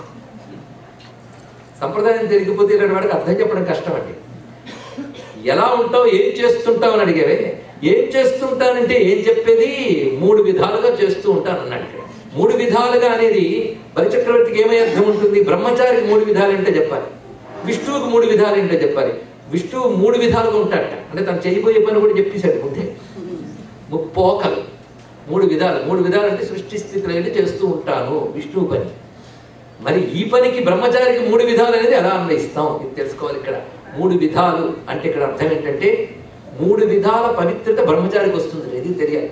ఒకటిది శౌక్రము, రెండవది సావిత్రము, మూడవది దైక్ష్యము అని 3 విధాల పవిత్రత వస్తుంది ఇక్కడ.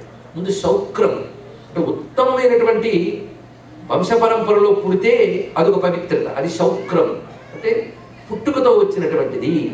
ఇక రెండవది సావిత్రం, ఉపనయనాది దీక్షలు స్వీకరించడం వల్ల వచ్చి గాయత్రి మంత్రం పుచ్చుకుంటాడు కదా, దానివల్ల వచ్చే పవిత్రత పేరు సావిత్రం. అక్కడితో ఆగకుండా గురువుల దగ్గర ప్రత్యేక దీక్ష తీసుకుని ఇంకా ముందుకు వెళితే దాని పేరు దైక్ష్యము అని. ఈ 3 విధాల దీని త్రివృజ్జన్మ అంటారు ఇక్కడ. ఈ 3 విధాలుగా పరిపూర్ణుడవుతాడయ్యా శాస్త్రవేత్త అని చెప్పారు ఇక్కడ. అందుకే పూని ముప్పోకల పోవనెత్తు అంటే బ్రహ్మచారిగా ఉన్న నేను ఈ 3 విధాలుగా కూడాను గొప్పవాడిగా పవిత్రతని సంపాదించుకుంటున్నాను అని మాట చెప్పాడు. పైగా ఏం చదువుకుంటున్నావు ఏం చేస్తున్నావు అంటే అది నెత్తు ఇది నెత్తునని ఎలా చెప్పంగా నెరుపులన్నీ నేనే నెత్తు. ఇది కూడా నిజమే కదండి.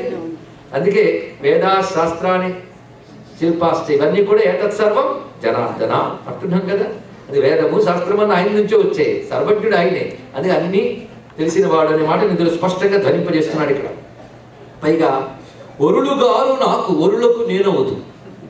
విశేషం, నాకు వరులని ఎవరు లేరయ్యా అన్నాడు ఇక్కడ. అంటే పరాయి వాడని నాకు ఎవరూ లేరు. అంత గొప్ప మాట. భగవంతుడికి ఎవరంటే పరాయి వాడు? అందరూ ఆయన వాడు. వరులకు నేనవదు. వరులు అంటే నాకెవరు ఇతరులు లేరు, ఇతరులందరికీ నేనే ఉన్నాను అన్నాడు ఇక్కడ. అంటే సర్వజీవులు ఒకవైపు ఉంటే వాళ్ళవాడినే నేను, అందులో వాళ్ళందరికీ కావలసిన వాడిని నేను. అంత చక్కగా చెప్తున్నాడు ఇక్కడ. వరులకు నేనవదు ఒంటివాడ చుట్టం ఒకడు లేడు.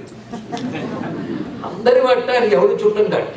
ఒంటివాడ, ఒంటివాడ అనే మాట చక్కటి తెలుగు మాట, కానీ ఏకం అద్వితీయం బ్రహ్మ, అదే ఇక్కడ ధ్వనింపజేస్తున్నాడు. ఇంకా ఈ విధంగా చెప్పగానే చాలా బాగుంది నీ పరిచయం, ఏం కావాలి అన్నాడు ఇక్కడ. వెంటనే 3 అడుగుల నేల నీయవయ్యా అని అడిగాడు. అంత విశేషంగా అడిగితే ఇదేమిటి అడగడం కూడా చేత కదా అడిగితే. ఇప్పుడు ఈ మధ్య చదువుకున్నావేమో, శాస్త్రాలు చదివే కానీ లోకం చదవలేదన్నా, బొత్తిగా లౌక్యం తెలియదు నీకు, ఏం అడగాలో కూడా తెలియదు. నేను చెప్పిన లిస్టు మర్చిపోయేలా ఏమిటి? వరచేలంబుల మాడలో బలములో వన్యంబులో గోవులో హరులో రత్నములో చాలా చెప్పారు కదా. మళ్ళీ వసుధా ఖండము వేడితో గజములను వాంఛించితో మళ్ళీ మొదలు పెట్టేటంత అక్కడ. అన్ని విని నవ్వుతూ నువ్వు చాలా చెప్పావు, నాకేం కావాలి నేను చెప్తున్నాను అన్నాడు. అదే సమాధానం అదే వరుసలో ఇది చెప్తున్నాడు. గొడుగో జన్నిదమో కమండలువో నాకు ముంజయో దర్భయో. నువ్వు నాకు ఏమన్నావు? వరచేలంబులో మాడలో నువ్వు చెప్పు, నాకేం కావాలో నేను చెప్తాను. నాకు ఎందుకయ్యా నువ్వేమో ఏనుగులు ఇస్తాను గుర్రాలు ఇస్తాను అంటే నీకున్నాయి కనుక నువ్వు ఇస్తావు, కానీ నేను అవన్నీ మేపుకుంటూ తిరగలవు. కనుక ఎప్పుడైనా సంపద అంటే ఏమిటో చెప్తున్నాడు చూడండి. గొప్ప విషయం ఇక్కడ. సంపద ఇట్స్ ఎ రిలేటివ్ టర్మ్. ఎవరికి ఏది సంపద? ఇంత అద్భుతమైన శాస్త్రం మనకు చెప్తూ ఉంటే తెలియక సంపదకి సరైన నిర్వచనం తెలుసుకోక సంపదల వెంట పరిగెత్తడం వల్లే అశాంతి తప్ప ఏం మిగలట్లేదు జీవితంలో. సంపద అనగా నీ ధర్మానికి ఏది ఉచితమో అది సంపద. కొంతమంది సంపదలు సంపాదించడం కోసం ధర్మాలను అటకెక్కిస్తూ ఉంటారు. ఇక్కడ ముందు అధర్మం చేశాను సంపాదించేద్దామండి, తర్వాత సంపాదించిన దాంతో ధర్మాలు చేద్దామండి అంటే లాభం లేదండి. ఇక్కడ అధర్మంగా సంపాదించింది ధార్మిక పని చేయనివ్వదు, తెలుసుకోండి. ఇక్కడ అధర్మపు సొమ్ము తింటే రక్తంలోకి అధర్మం ఎక్కి ధర్మ బుద్ధి పోతుంది, ఇంకేం చేస్తావు? అందుకు భారతీయ సంస్కృతిలో ఏమి సంపాదించావు ఎంత సంపాదించావు అనే ప్రశ్న కాదు, ఎలా సంపాదించావు అనేది ప్రశ్న. ధర్మముతో ఆర్జించాలి, ధర్మముగా జీవించాలి. ఈ మాట భారతదేశం నిజంగా ఉందంటే పుస్తకాల్లో ఉంది.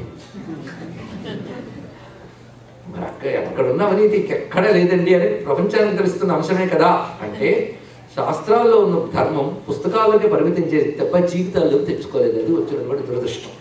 ఈ కథలో ఎంత చక్కగా చెప్తున్నాడు. ఈ పాత్ర ఎంత అద్భుతంగా మాట. నేను ఎవరిని? బ్రహ్మచారి. బ్రహ్మచారి పని ఏమిటి? శాస్త్రాధ్యయనం. అధ్యయనం చేసేవాడికి ఏనుగులు గుర్రాలు స్త్రీలు మేడలు మాడలు ఎందుకయ్యా? అద్భుతమైన మాట ఇక్కడ. నా ధర్మానికి తగ్గట్టు కావాలి. నాకేం కావాలి? గొడుగో జన్నిదమో కమండులవో నాకు ముంజయో దర్భయో. దీక్షలో ఉంటాను కనుక ఒక దర్భ జపం చేసుకోవడానికి, ఊరు ఊరు తిరుగుతుంటాను గొడుగు. అలాగే సాధన యజ్ఞాలు చేసుకోవాలి కనుక యజ్ఞం గురించి. ఇదేగా వడుగేనెక్కడ భూములెక్కడ. పటువుని నేనేమిటి, నువ్వు ఇస్తానని చెప్పినవి అవేమిటయ్యా? కరులు వామాక్షుల అస్సంబులు, ఇవన్నీ ఎక్కడా? ఇవేవి కూడా నిత్యోచిత కర్మ ఎక్కడ? నేను చేయవలసిన నిత్యోచిత కర్మ ఉన్నది. సంధ్యావందన నిత్య కర్మలు ఉన్నాయి. మదాకాంక్షామితంబైన 3 అడుగులు మేరయే త్రోవకిచ్చుటయ్య బ్రహ్మాండము నామానికి. ఆ 3 అడుగులు ఇవ్వు బ్రహ్మాండం ఇచ్చినట్టే అన్నాడు. ఇక్కడ అబద్ధం ఆడేటండి. 3 అడుగులు ఇస్తే బ్రహ్మాండం లాక్కుంటాను అంటుంది. అదే బ్రహ్మాండం అని చెప్పడం కనిపిస్తున్నది ఇక్కడ. పైగా నువ్వు 3 అడుగులు ఇస్తే తృప్తి పడలేదనుకో, బ్రహ్మాండం ఇచ్చిన తృప్తి కలగదన్నాడు. తృప్తి గురించి ఇచ్చిన డెఫినేషన్. అందుకే మన పురాణాలు ఎన్ని కాలాలైనా బతికి ఉన్నా ఎందుకయ్యా అంటే, జీవుడికి కావలసినవి ప్రపంచంలో ఉన్న ఏ మానవుడికైనా కావలసినవన్నీ ఇందులో చెప్తున్నారండి. అందువల్ల దీన్ని బాధాకరం ఏంటంటే, అవన్నీ ముసలితనం వచ్చి తెలుసుకుందాం అనుకోవడం వల్ల వచ్చింది. మొదలే చదువుకుంటే అబ్బో ఇవి చాలా అవసరమే, ఇప్పటికే చాలా ఆలస్యం చేసామని అనుకుంటాం. అందుకు ఈ గొప్ప మాట చెప్తున్నాడు ఇక్కడ, వ్యాప్తిం బొందక వగవక. ఈ పద్యం ఒకటి చాలా విశేషమైనటువంటి అంశాన్ని చూపిస్తున్నాడు ఇక్కడ.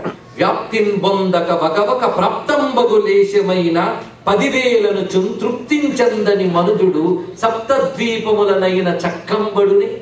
తృప్తించందని మనుజుడు సప్తద్వీపములనైన చక్కంబడుని. కొటేషన్ లాంటి వాక్యం అండి. అలా గుర్తుపెట్టుకోవాలి. తృప్తి అనేది లేనివాడికి 7 ద్వీపాలు ఇచ్చినా ప్రయోజనం లేదయ్యా అన్నాడు. అన్నమయ్య ఒక మాట చెప్తాడు, చాలునంటే ఇంచుకంటే చాలును జన్మమునకు, చాలకుంటే లోకమెల్ల చాలదు. వెర్రిన ఈ ఆశ వెర్రివాని చేతిరాయి అన్నాడు. వెర్రివాని చేతిరాయి, ఇది తెలుగు సామెత తెలుసు కదా. పిచ్చివాడి చేతుల్లో రాయి అంటూ ఉంటాడు. వెర్రివాని చేతిరాయి, పిచ్చివాడి చేతుల్లో రాయిందండి, దేని కొడుతుంది తెలియదు. ఈ ఆశ కూడా అలాంటిదయ్యా, దానికి ఒక పద్ధతి లేదు అన్నాడు ఇక్కడ. అందుకే చాలునంటే ఇంచుకంతే చాలును జన్మమునకు, చాలకుంటే లోకమెల్ల చాలు. అసంతృప్తి ఉంటే వాడు బ్రహ్మాండాలన్నీ మింగినా చాలదండి. అదే వాళ్ళ నాన్న మింగాడు చాలదు, ప్రపంచాన్ని అంతటి కబ్జాలు చేసి మోసం చేశాడు. వీడికి కొన్ని తరాలు తిన్నా సరిపోతుంది, కొడుకు కూడా తేలుతాడు. ఎందుకంటే ఏం చేసుకుంటావో తెలియదు. ఆశకు అలాంటి భయంకరమైన అవస్తుందయ్యా అంటున్నట్టుగా. అది తృప్తించందని మనుజుడు సప్తద్వీపములనైనా చక్కంబడుని. అంత విశేషమైన అంశం కంటెంట్మెంట్. తృప్తి ఉండాలండి జీవితంలో. అంతేకాదు తృప్తి వల్ల ఎంత గొప్ప రక్షణ వస్తుందో తెలుసా? నీలో ఒక తేజస్సు పెరుగుతుంది, నీకు ఒక ధైర్యం వస్తుంది. తృప్తి లేకపోతే ప్రతి వాడి దగ్గర తగ్గిపోతూ ఉంటావు. ఆశ పెరుగుతున్న కొద్దీ నువ్వు యాచకుడు అయిపోతావు, నీకు డిగ్నిటీ పోతుంది, తేజస్సు తగ్గిపోతుంది. అందుకే సంతోషి ఈ 3 జగముల పూజ్యుండు, సంతోషి కన్నడు జరుగు సుఖం.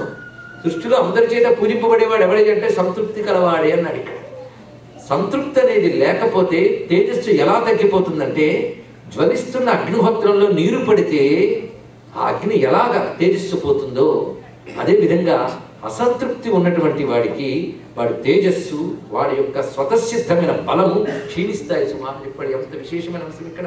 అందుకే సంతృప్తి ఉన్నవాడు ఎంతో సంపాదించినప్పటికీ ఎలా ఉన్నారండి అంటే, తాను ఉన్నాను కానివ్వండి, కామాలు తప్పండి వచ్చింది బాధ. పైగా వినడానికి వీడికి తిరిగి లేదు, చెప్పడానికి వాడు ఓపిక లేక పోతున్నాయి కానీ బాగానే ఉన్నామని. 2 ఉంటే ఒక్కొక్కడు ఏకరువు పెడతాడండి వాళ్ళు ఉన్నది. అసంతృప్తి వల్ల వచ్చే దుఃఖాలన్నీ హిందీ కాదు. మొత్తాన్ని మహానుభావుడు గొప్ప మాట చెప్తున్నాడు ఇక్కడ. అదే సంతోషి ఈ 3 జగముల పూజ్యుండు, సంతోషికి అన్నాడు జరుగు సుఖం. నీవు రాజు వనుచు నిఖిలంబునడుగంగ తగవు కాదు. గొప్ప మాట. అవతలి వాడి దగ్గర ఏముందో చూసుకునడగడం కాదు, నీకేం కావాలో చూసుకున్నాడు అన్నాడు. నీకు ఇవ్వగలిగింది వాడి దగ్గర లేకపోతే సరే సరే, నీకు కావలసిన దానికంటే వాడి దగ్గర ఎక్కువ ఉంటే వాడి దగ్గర ఏమున్నదో చూడకు, నీకేం కావాలో చూడకండి. చాలా గొప్ప విషయం ఇక్కడ. అందుకే ఆశ ఎలా ఉండాలి అంటే, నీ ధర్మానికి తగినది ఆశించు. ఒక్కటే విషయం ఇక్కడ. నా ధర్మం ఏమిటి? బ్రహ్మచారి. నాకు తగ్గట్టు ఏం కావాలి అది. అది నీవు రాజు ఒకట అనుచు నిఖిలంబు నడుగుట తగవు కాదు. నువ్వు రాజువని అన్ని నీ అధీనంలో ఉన్నాయని చెప్ప అన్ని అడగడం తప్పు సుమా. నాకి తగిన కొలది నేను వేడుకొనిన ఈ పదత్రయమును చాలదనక ఇమ్ము చాలు చాలు. చాలదనక ఇమ్ము చాలు చాలు. 3 అడుగులు ఉన్నానే, ఇది ఇవ్వలే, అదే చాలు. అంతేకాదు ఒంటివాడ ముందే చెప్పాడు కదా, నాకు 1-2 అడుగుల మేర ఇమ్ము సొమ్ము మేర ఎల్ల. 1-2 అడుగులు ఎలా కొలుచుకోవాలి ఆర్డర్ అలాగే చెప్పాడు. 1-2 అడుగులు మేర ఇమ్ము సొమ్ము మేర యొల్ల, దాని మీద ఇసుమంత కూడా ఎక్కువ వద్దులేనా అని కోర్కె తీర బ్రహ్మకు ఒకటి ముట్టెదా దాన కుతుక సాంద్ర దానవేంద్ర. దానం చేయాలని తెగ ఉపలాట పడిపోతున్న రాక్షస రాజా, ఆ 3 అడుగులు ఇద్దు, అదే చాలు. ఆ 3 ఇస్తే బ్రహ్మాండాన్ని తాకినంత సంతోషిస్తా. కోర్కె తీర బ్రహ్మకు ఒకటి ముట్టెదా. ఆయన ఏమి అబద్ధం అనేది దీన్ని బట్టి తెలిసిపోతుంది కదా. పైగా గొప్ప శ్లోకం ఇక్కడ మూలం కూడా కలిపి చూస్తే అందం ఉంటుందని. ఎదుర్చారావతుష్టస్య తేజో విప్రస్య వర్ధతే తత్ ప్రసామ్య అసంతోషాత్ అంబసేవా సుశిక్షిణ. ఎదుర్చారావతుష్టి అని గొప్ప మాట అన్నాడు. ఎవడైతే భగవంతుని కోసం సాధన చేస్తూ ఉంటాడో, పరమార్థం కావాలనుకుంటాడో, వాడికి ఇది ధర్మం. వాడి ధర్మం ఏమిటంటే ఎదుర్చాలాభ సంతుష్టి. తన శ్రమకి తన ధర్మానికి ఏది లభిస్తో దానితో తృప్తి పడగలగాలి. అది ఎదుర్చాలాభ తుష్టి ఒక టర్మ్ ఉందండి. భారతీయ సంస్కృతి ప్రపంచానికి బోధించిన ఒక అద్భుతమైన జ్ఞాన కోశం అది. ఎదుర్చాలాభ దృష్టి, అది ఎదుర్చాలాభ సంతృప్తి. ఇది చాలా ప్రధానమైన అంశం. అది లేకపోతే ఎలాగా? తస్మాత్ త్రీణి వదాన్యేవ వరదర్శభాత్ ఏతావతైవ సిద్ధోహం విత్తం యావత్ ప్రయోజనం. అద్భుతమైన మాటండి. అలాగే శిలాక్షరాల రాసుకోవాలి. రాసుకోవడంతో అది రోజు చూసుకుంటూ ఉంటారు. విత్తం యావత్ ప్రయోజనం, నీ ప్రయోజనానికి తగిన విత్తం. నిజంగా అలా పెట్టుకుంటే ఎంత సంతృప్తిగా ఉండొచ్చు. విత్తం యావత్ ప్రయోజనం, గొప్ప మాట చెప్పాడు. ఇది నాకు కావలసింది సింహ అని అనగానే, సరే అంత చెప్పినా నువ్వు అదే అంటున్నావు కనుక ఇస్తాను అన్నట్టు అని సిద్ధం చేసుకుంటుంటే గురుగారు వచ్చారు. ఎవరు? శుక్రాచార్యులు వారు. బా, ఆయన వచ్చి ఏం చేస్తున్నారు అంటే, ఇక్కడ ఏమున్నది, దానం అడిగినగా ఇస్తున్నాను, ఇప్పుడు చాలా మందికి ఇచ్చాను, నీకు ఇస్తున్నాడు. అలాంటి వాడు అడిగినా అడిగిన తీరు చూసినా నువ్వు ఆలోచించద్దు. అందుకు ఇతడు సామాన్యుడు, ఇతడు ధరణీశ్వరుడు కాడు. నేను చెప్తున్నాను, ఇతడు బ్రాహ్మడు కాదు, సాక్షాత్ విష్ణు వచ్చాడు.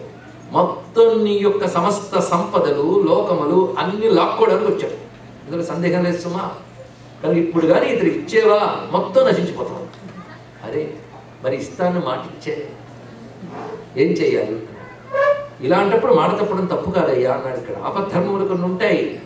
సత్యం యొక్క స్వరూపాన్ని ఇక్కడ చెప్తున్నాడు. ఇక్కడ అంటే నిజాన్ని శుక్రాచార్యులు తప్పు చెప్పలేదండి, రాజనీతి చెప్పాడు. ఎప్పుడైనా సరే నీ సమస్తానికి నాశనం కలిగినప్పుడు దాన్ని రక్షించుకోవడానికి అబద్ధం ఆడితే తప్పు లేదు. కనుక సత్యవ్రతం గొప్పదే, కానీ ఆ సత్యం యొక్క ప్రయోజనం బట్టి ఉండాలి. నీ అసలు ప్రయోజనాలు దెబ్బతిన్నప్పుడు అసత్యంతోనైనా వాటిని కాపాడుకుంటే అది సత్యమవుతుంది. బొంకి సత్యచాలి చంపి ధార్మికుండు కృష్ణదేవరాయలు మాట అంటారు రామకుమార్ చేతిలో. అబద్ధమాడి ధర్మాన్ని కాపాడితే అబద్ధం సత్యమవుతుంది. సత్యం పలికి ధర్మాన్ని దెబ్బతీస్తే సత్యం అసత్యం అవుతుంది. ఇది రహస్యమైన అంశం అని వీళ్ళు ధర్మ సూక్ష్మములు అంటారు ఇక్కడ. కాబట్టి ఇప్పుడు నువ్వు అబద్ధమాడితే తప్పేం లేదు సుమా.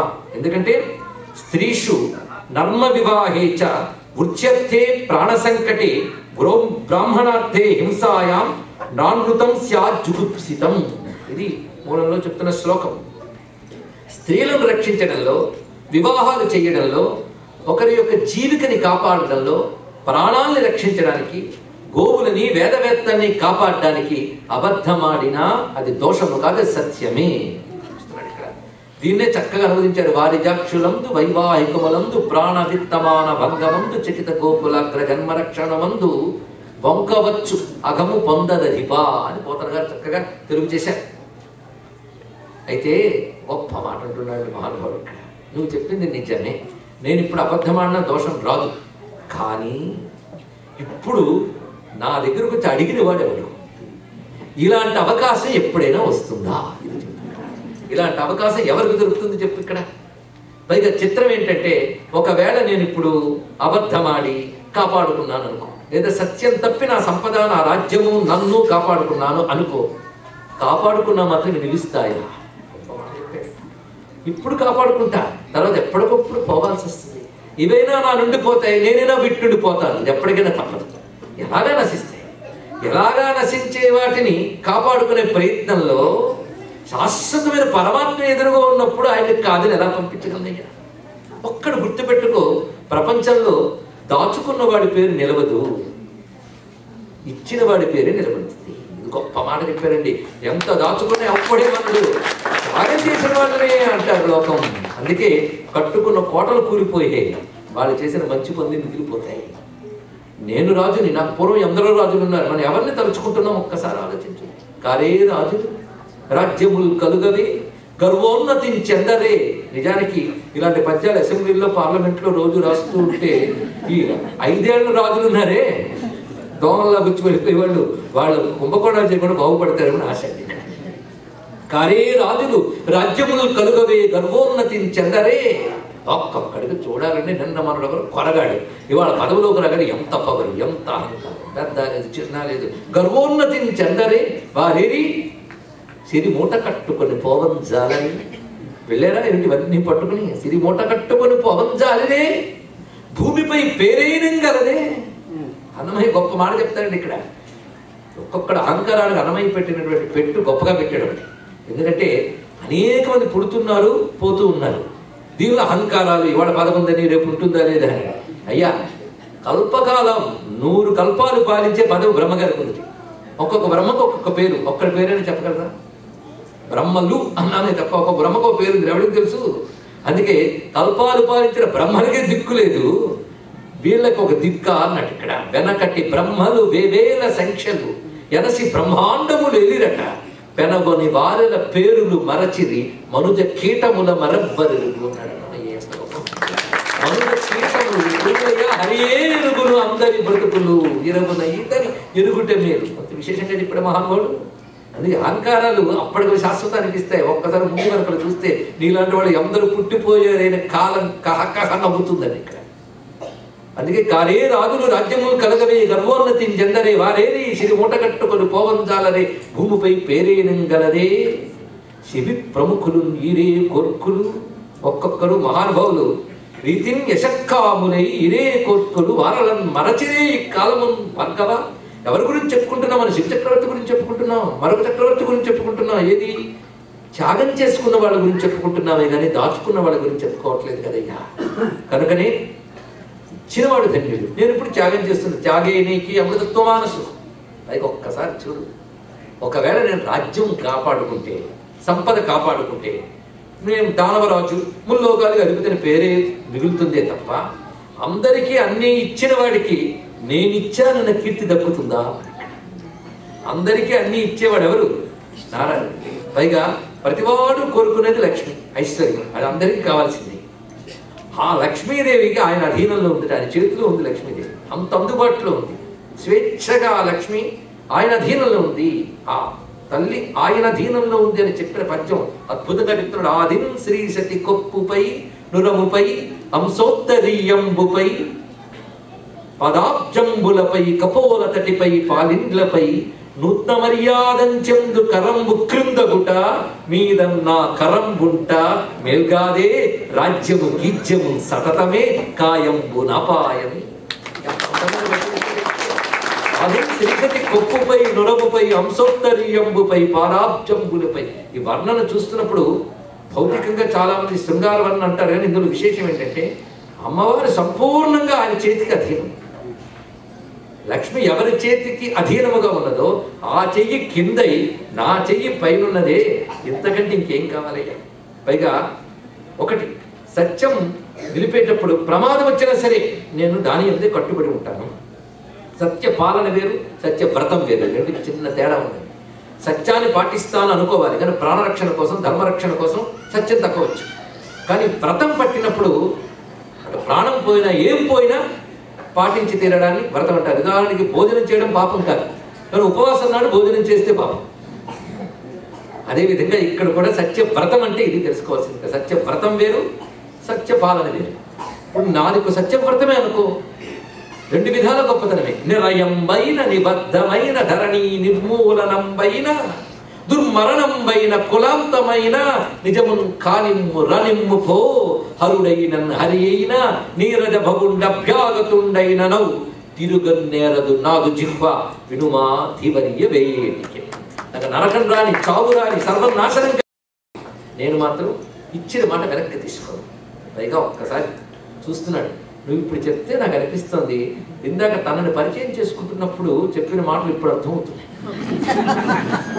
ఏం చెప్తున్నాడే చూడు, అక్కడ దూరం అంటే పక్కకి తీసుకెళ్ళి మాట్లాడుతున్నాడు. దూరం నుంచి పిల్లాడు ఇంకా రావేమన్నట్టు ఎదురు చూస్తున్నాడు. వాటి దూరం నుంచి చూస్తున్నాడు పిల్లాడిని. చూడు ఎలా ఉన్నాడు, ఇంత వాడి వచ్చాడు. ఆ మాట చూడు, ఎన్నడు పరువేడ బోడుట ఏకలంబట కన్నవారన్నదమ్ములు అయిన లేనట అన్ని విద్యల మూలగోష్ఠిన్నెరింగిన ప్రోడ గుజ్జట. ఎన్నడు పరువేడబడి ఇంతవరకు ఎవరిని అడగలేదన్నాడు. అది నిజమే. పైగా అన్నదమ్ములు లేరట, ఎవ్వరూ లేరట, ఒంటివాడట. ఇంత చక్కగా చెప్పాడు. పైగా కన్నవారు అన్నదమ్ములు అయిన లేరట అన్ని విద్యల మూల గోష్ఠిన్నెరింగిన ప్రోడ గుజ్జట. అన్నీ తెలిసి అన్నాడు. మరి సర్వజ్ఞుడు ఆయనేగా, ఎంత చక్కగా చెప్పాడు. అలాంటి స్వామి చేతిలోకి వచింప ఈ చిన్ని పాపని త్రోసి పుచ్చగా చిత్తమొల్లదు సత్తమా, చిన్ని పాపని త్రోసి పుచ్చగా చిత్తమొల్లదు సత్తమా. ఏమీ ఎరగకుండా అమాయకంగా ఉన్నాడు. ఎరగని వాళ్ళగా అలాంటి పిల్లాన్ని లేదు పో అన్నది మనసు రావట్లేదు. పైగా సామాన్యమా, ఇది వచ్చిన వాడు సామాన్యుడు కాడు. ఉడుగని కర్తుగుల్ల వ్రతముల్ల పొడగన జన నట్టి పొడవున కురుచెయ్యి అడిగినట నన్ను బోటికి ఇడరాదే మహానుభావ ఇష్ట.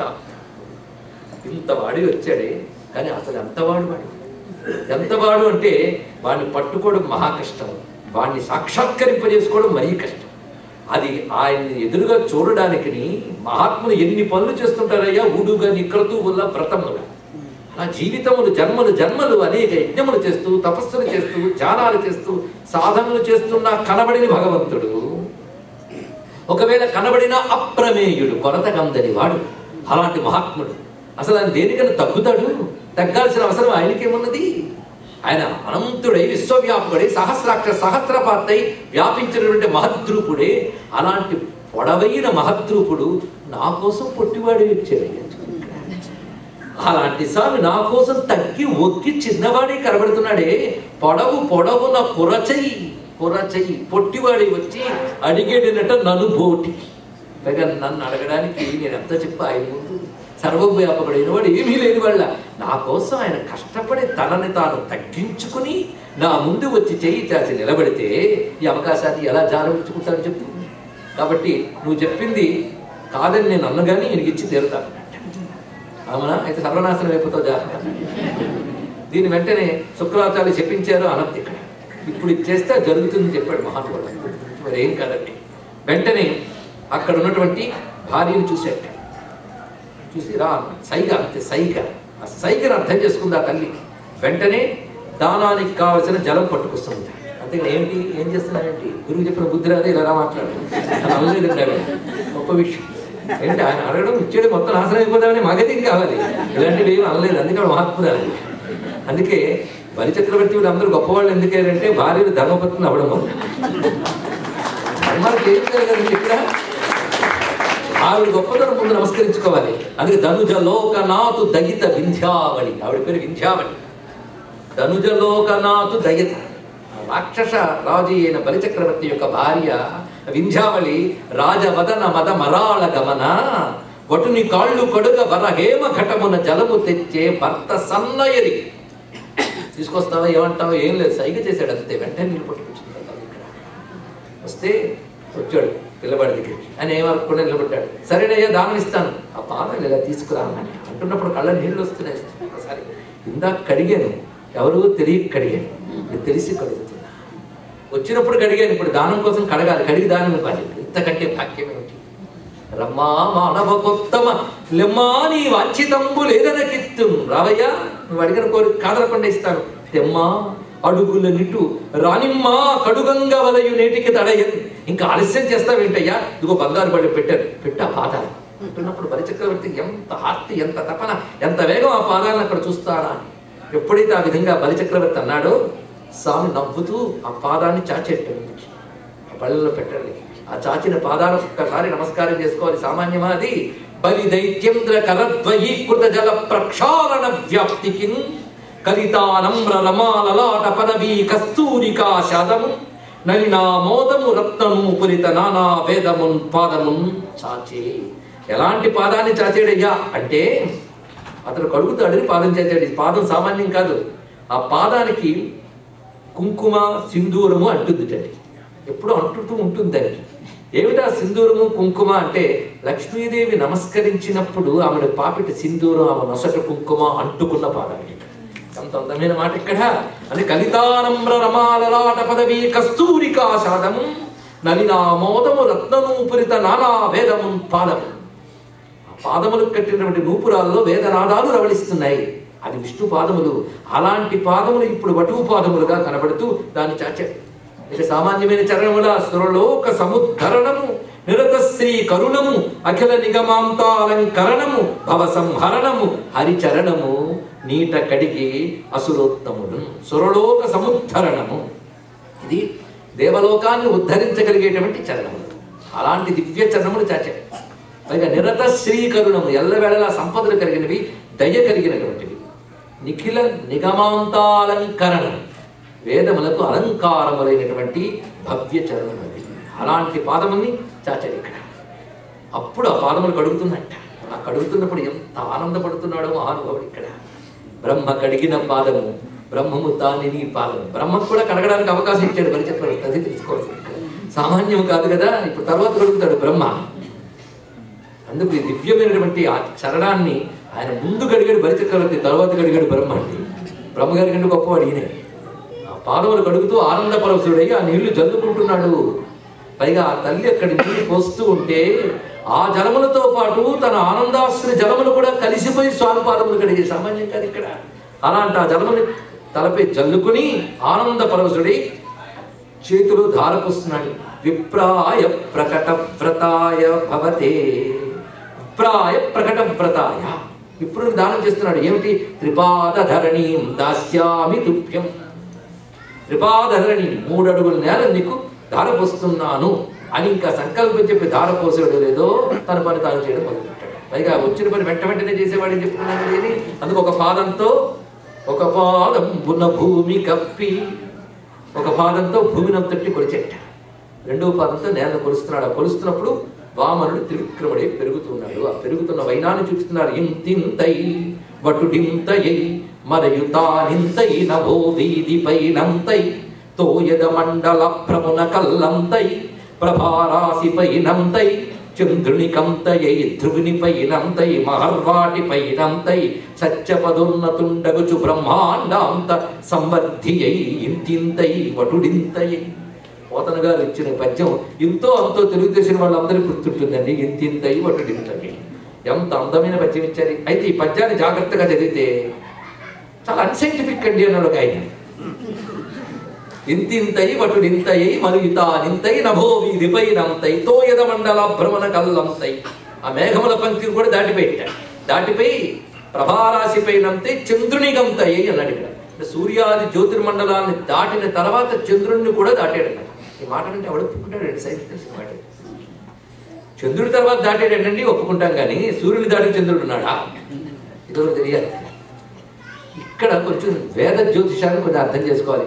మామూలుగా గ్రహాల్లో చంద్రుడు అంటే గ్రహము అనగా భూమి మీద ప్రభావం చూపించేదానికి గ్రహం అని పేరు. ఇక్కడ పేరు పెట్టడంలోనే మన వాళ్ళకి అంత scientific temperament and scientific knowledge ఉందో దీన్ని బట్టి తెలుస్తుంది. ఇక్కడ గ్రహము అంటే దేని ఇంపాక్ట్ భూమి మీద ఉంటే దాని గ్రహం పేరు పెట్టారు. అలాంటి గ్రహాల్లో చంద్రుడు, నవగ్రహాల్లో చంద్రుడు వేరు, ఇక్కడ వర్ణిస్తున్న చంద్రుడు వేరు.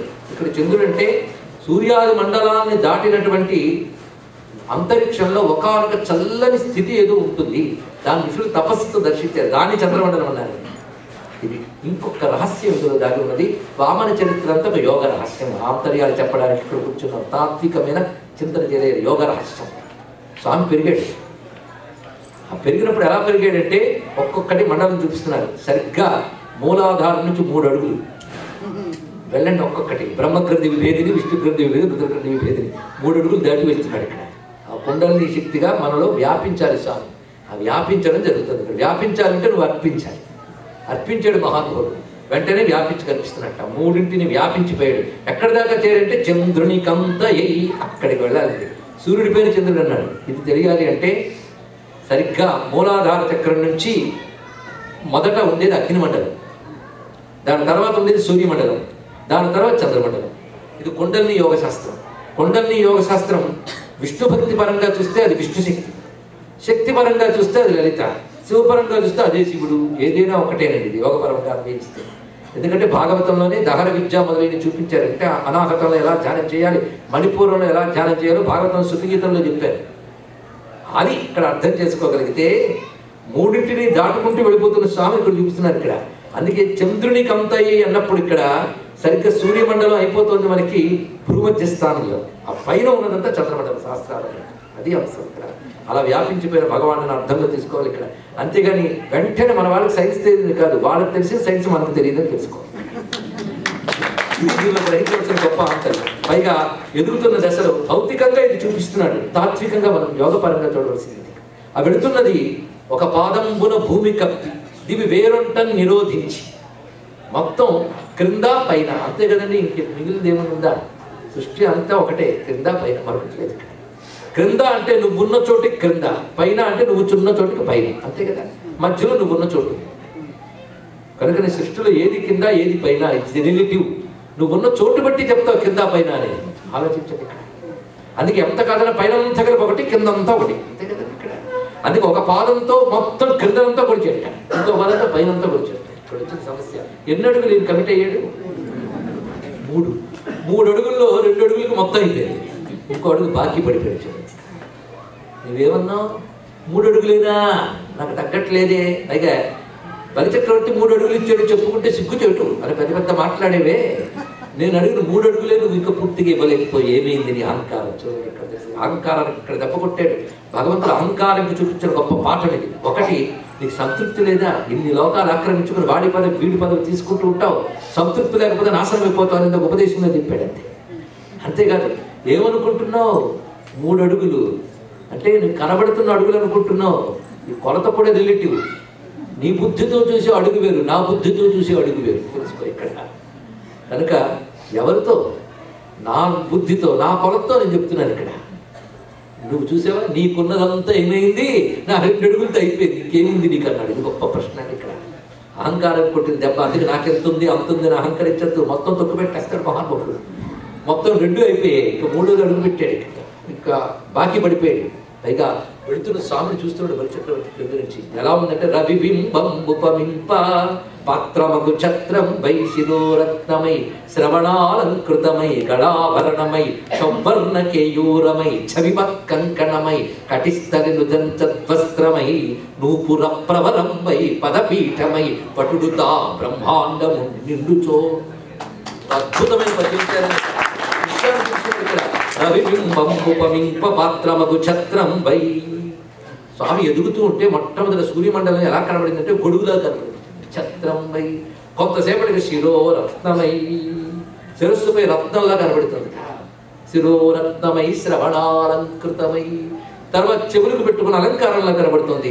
కొంతసేపటి గళాభరణమై, కంఠానికి ఆభరణంగా కనబడుతుంది. గళాభరణమై సౌవర్ణ కేయూరమై, తర్వాత చేతులకు పెట్టుకున్న భుజాలకు పెట్టుకున్న ఆభరణం కేయూరం అలా కనబడుతుంది. చవిమత్ కంకణమై, తర్వాత చేతికి పెట్టుకున్న కంకణంలా కనబడుతున్నది. కటిస్థలి నుదంచద్వస్త్రమై, అసలే పీతాంబరం పసుపు రంగు కలిగిన వస్త్రం కదా. ఈ సూర్యకాంతి అక్కడ మెరిసిపోతూ అది కూడా వస్త్రపు కాంతిలా గోచరిస్తోందట. కొంతసేపటికి నూపుర ప్రవరం వై, పాదాలకు పెట్టుకున్న బంగారు ముప్పల పట్టిలా ఆ కాంతిలా కనబడుతుంది సూర్యమండలం. కొంతసేపటికి పదపీఠమై, పాదపీఠంలా కనబడుతుందట. మొత్తానికి శిరస్సు మీద గొడుగులో ఉన్న సూర్యమండలం పాదం మీద పీఠం దాకా దిగొచ్చింది. సూర్యమండలం దిగి రాలేదు, స్వామి ఎదిగి వెళ్ళాడు డీటెయిల్స్ కోసం. అని ఎదుగుతూ ఉంటే దిగినట్టు కనిపించింది. ఆ స్వరూపాన్ని ఎంత అద్భుతంగా దర్శించాడు.